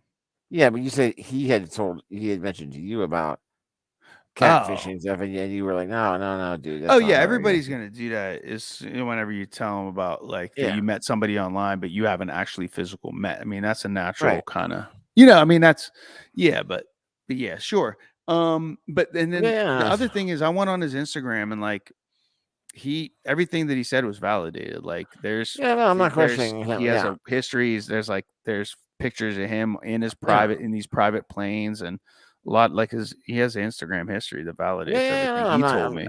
And that's what I told her. I'm like, I was like, I mean, I'm not saying I'm the most awesome judge of character ever, forever for anything. I mean, there's always things, but I'm like, I'm capable of deduction and like all this shit. It's just like, no, it seems incredible because, sometimes the odds are like incredible, but they still hit. Like, I don't fucking know. Like, and that's what serendipity is. It's just like the odds, like this should not be happening right now. Like just the fact that, what I mean? Like, you're not from Nairobi, like you're from Nairobi. Like, not only like Africa's a big continent and you're from there, and I just met you and I just happened to be started dating. Like, that's really, I don't know what the odds are of that happening within 3 weeks of each other after 49 years. And like even 4 years of me working in this town, taking thousands of trips out of the airport. I mean, obviously the odds for me would be 1 because it happened once, right? In let's say 10,000. I mean, 10,000 trips. Let's say half of that is to the airport, right? So maybe 1 in 5,000. Sure. Anyway, yeah, that's my life. That's what's happening. Yeah, dude. Yeah, obviously there are amazing connections that happen, and you have to stay alert and follow through and see what happens. And there's just countless options, bro. I own a house with someone I met on the internet now. Yeah, I mean, it's easy to forget that I didn't grow up with Karen. We met before Facebook, before Twitter, on the internet. And now we own a house here. Yeah. Yeah. You guys actually defied the odds when you take into consideration the actual dates that all took Oh place. yeah, You yeah, yeah. Early defied the odds 90s. back Yeah. then, but now Yeah. it's commonplace to meet people Yeah, it's much more online common. rather Yeah, than way more common. And especially in the yeah. dating thing. Like, Yeah. I mean, yeah, there's like, yeah, our world's changed dramatically over those last 30 years. Fucking amazing. But yeah, and then but like even the serendipity of like that 21, 22-year-old girl telling me, you know, that she was like, you know, like basically just offering herself to me. I mean, this That's poopy. That's a kook and a duke That's drop. kooks. That's a That's kook a drop kook, right that's in a the kook duke. drop in the duke bucket. when I thought that I was so confused for a second because it was like, oh, Rebecca's here. Oh, wait, there's oh, I know what's happening now. I know what's happening now. It's the old kook drop clip. Yeah, man. Totally. So I just you know, it's just one of these things. I'm just like, man, my life. That's why I told you guys last night. I was like, my life's crazy. Like, I can't even believe it. So, well, I have more craziness this week in a good way. But I don't know. I mean, it's very like, I feel like there is a simulation that's running that's weighing in my things that'll be like, let's see if this gets them. You know, I mean, it's just like picking up on keywords in my life and just presenting me with these things that is like against the odds, but like based on keywords of things that I've been speaking. It's fucking weird and crazy, but anyway, that's the reality. And then, you know, you're sending me questions like, and that's why I was like, why is he asking me this? Like, what's going on? So that makes sense what you explained as well. But I figured it was something based on, you know, just not having like all the conversations, all the information that I've had access to. It's not even that. Even if I had access to that, it's just a cautious worldview. You know, there's civil war all around Nairobi. Every country, including Kenya, is involved in some kind of civil war. You know, there are constantly people trying to do one thing or another. And you are, while you are an adult and you have traveled around a lot, you're going to be on your own. And I'm white. Yeah, so you're there on your own, thousands of miles from any allied help, from anybody, from your brother or anybody else you know, going, dude, we gotta get you out of here. Like you're thousands of miles from that on your own. Yeah, so it's just a thing of just stay alert. That's all. You know, hopefully, I am going to put stock in your ability to, like you said, read people and all that. Just stay alert. That's all. Just stay alert. Have fun. Find the love of your life. Come back with all your body parts enclosed and not with a kid all of a sudden, and see where it goes from there. All right, that's the plan. That is plan. I gotta get some food and then get ready for bed because right, I gotta work again tomorrow. Beep bop boop bop. Me buzz. Me too. I gotta work fucking too. robots. I got to pull out a Jack Black, you fucking robots, at a meeting at work yesterday. No, you didn't. I Why'd did. you do that? Because someone said, the VP of sales. It was me, the vice president of sales, vice president of marketing, and this a programmer who does work on our website and stuff. And the vice president of sales says, No, I don't want that on there. I don't want that on the website. You're not going to turn me into a fucking robot. That's all that. And he was like, "You're not going to turn me into a fucking robot." And I was like, "Yeah, you fucking robots." And everyone laughed. I don't know if they knew what it was from, but I got the pool. You're like, yeah, you fucking robots. Yeah, you fucking robots. Yeah. Everybody They laughed. might have just been laughing because you dropped the F-bomb and validated his own concern, but either way, it just played well. It was And perfect. some people might have been like, "Was that a What the? Jack Black reference? That cool fucking dude that I feel self-conscious laughing about because I'm a lowly person in this conversation." Yep. Yep. Oh, But that's great, man. That's hilarious. That's Yeah. awesome. You dropped the F-bomb in a fucking Company meeting. professional Yeah. company meeting and it went over well. That's awesome. Oh yeah. It was great. It was a good meeting too. It was all about this. There's a whole new area of moderation that we're getting into, and it's like the main focus of what they're pushing for right now. And for whatever reason, I've been put in charge of it. So I'm the guy that everybody's going to report to. So I believe that I'm seeing a pathway there that is going to move me from management to director to executive, if I can follow through on that. Wow. Yeah, because if I get enough of those, Go BB, go BB. yeah. But I wasn't sure. I was not sure where did I go from here. Where did I go from senior manager? I don't know what the next promotion would be or where I'd be able to step up. But this could be it. If I can get this department working, it could be over the next 5 years. It could be the thing that finally lets me go, okay, I can retire for real now.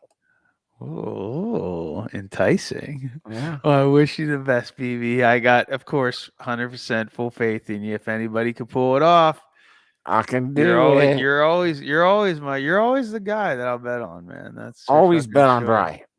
That's the famous saying. That's right. P Remember for when- black. Yeah, always bet on BB's Bry. double black. Double black. That's what the BB All right, stands for. chimpanzee. I'm going to take off, get some food. Okay, do the bye-bye. thing. Bye-bye.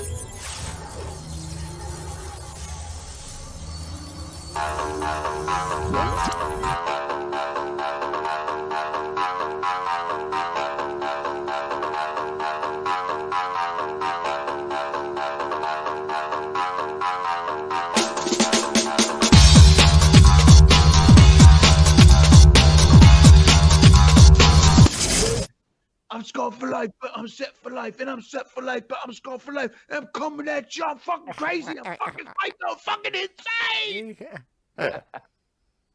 That's the fucking chorus right there. You nailed That it, is dude. good. You nailed it. Yeah. You nailed it. You visually transformed into fucking Joe Rogan. There, You dude. did. You fucking, Oh, Joe Rogan. Yeah. yeah, Okay. you did. You visually transformed That's yourself into Joe Rogan. It was amazing.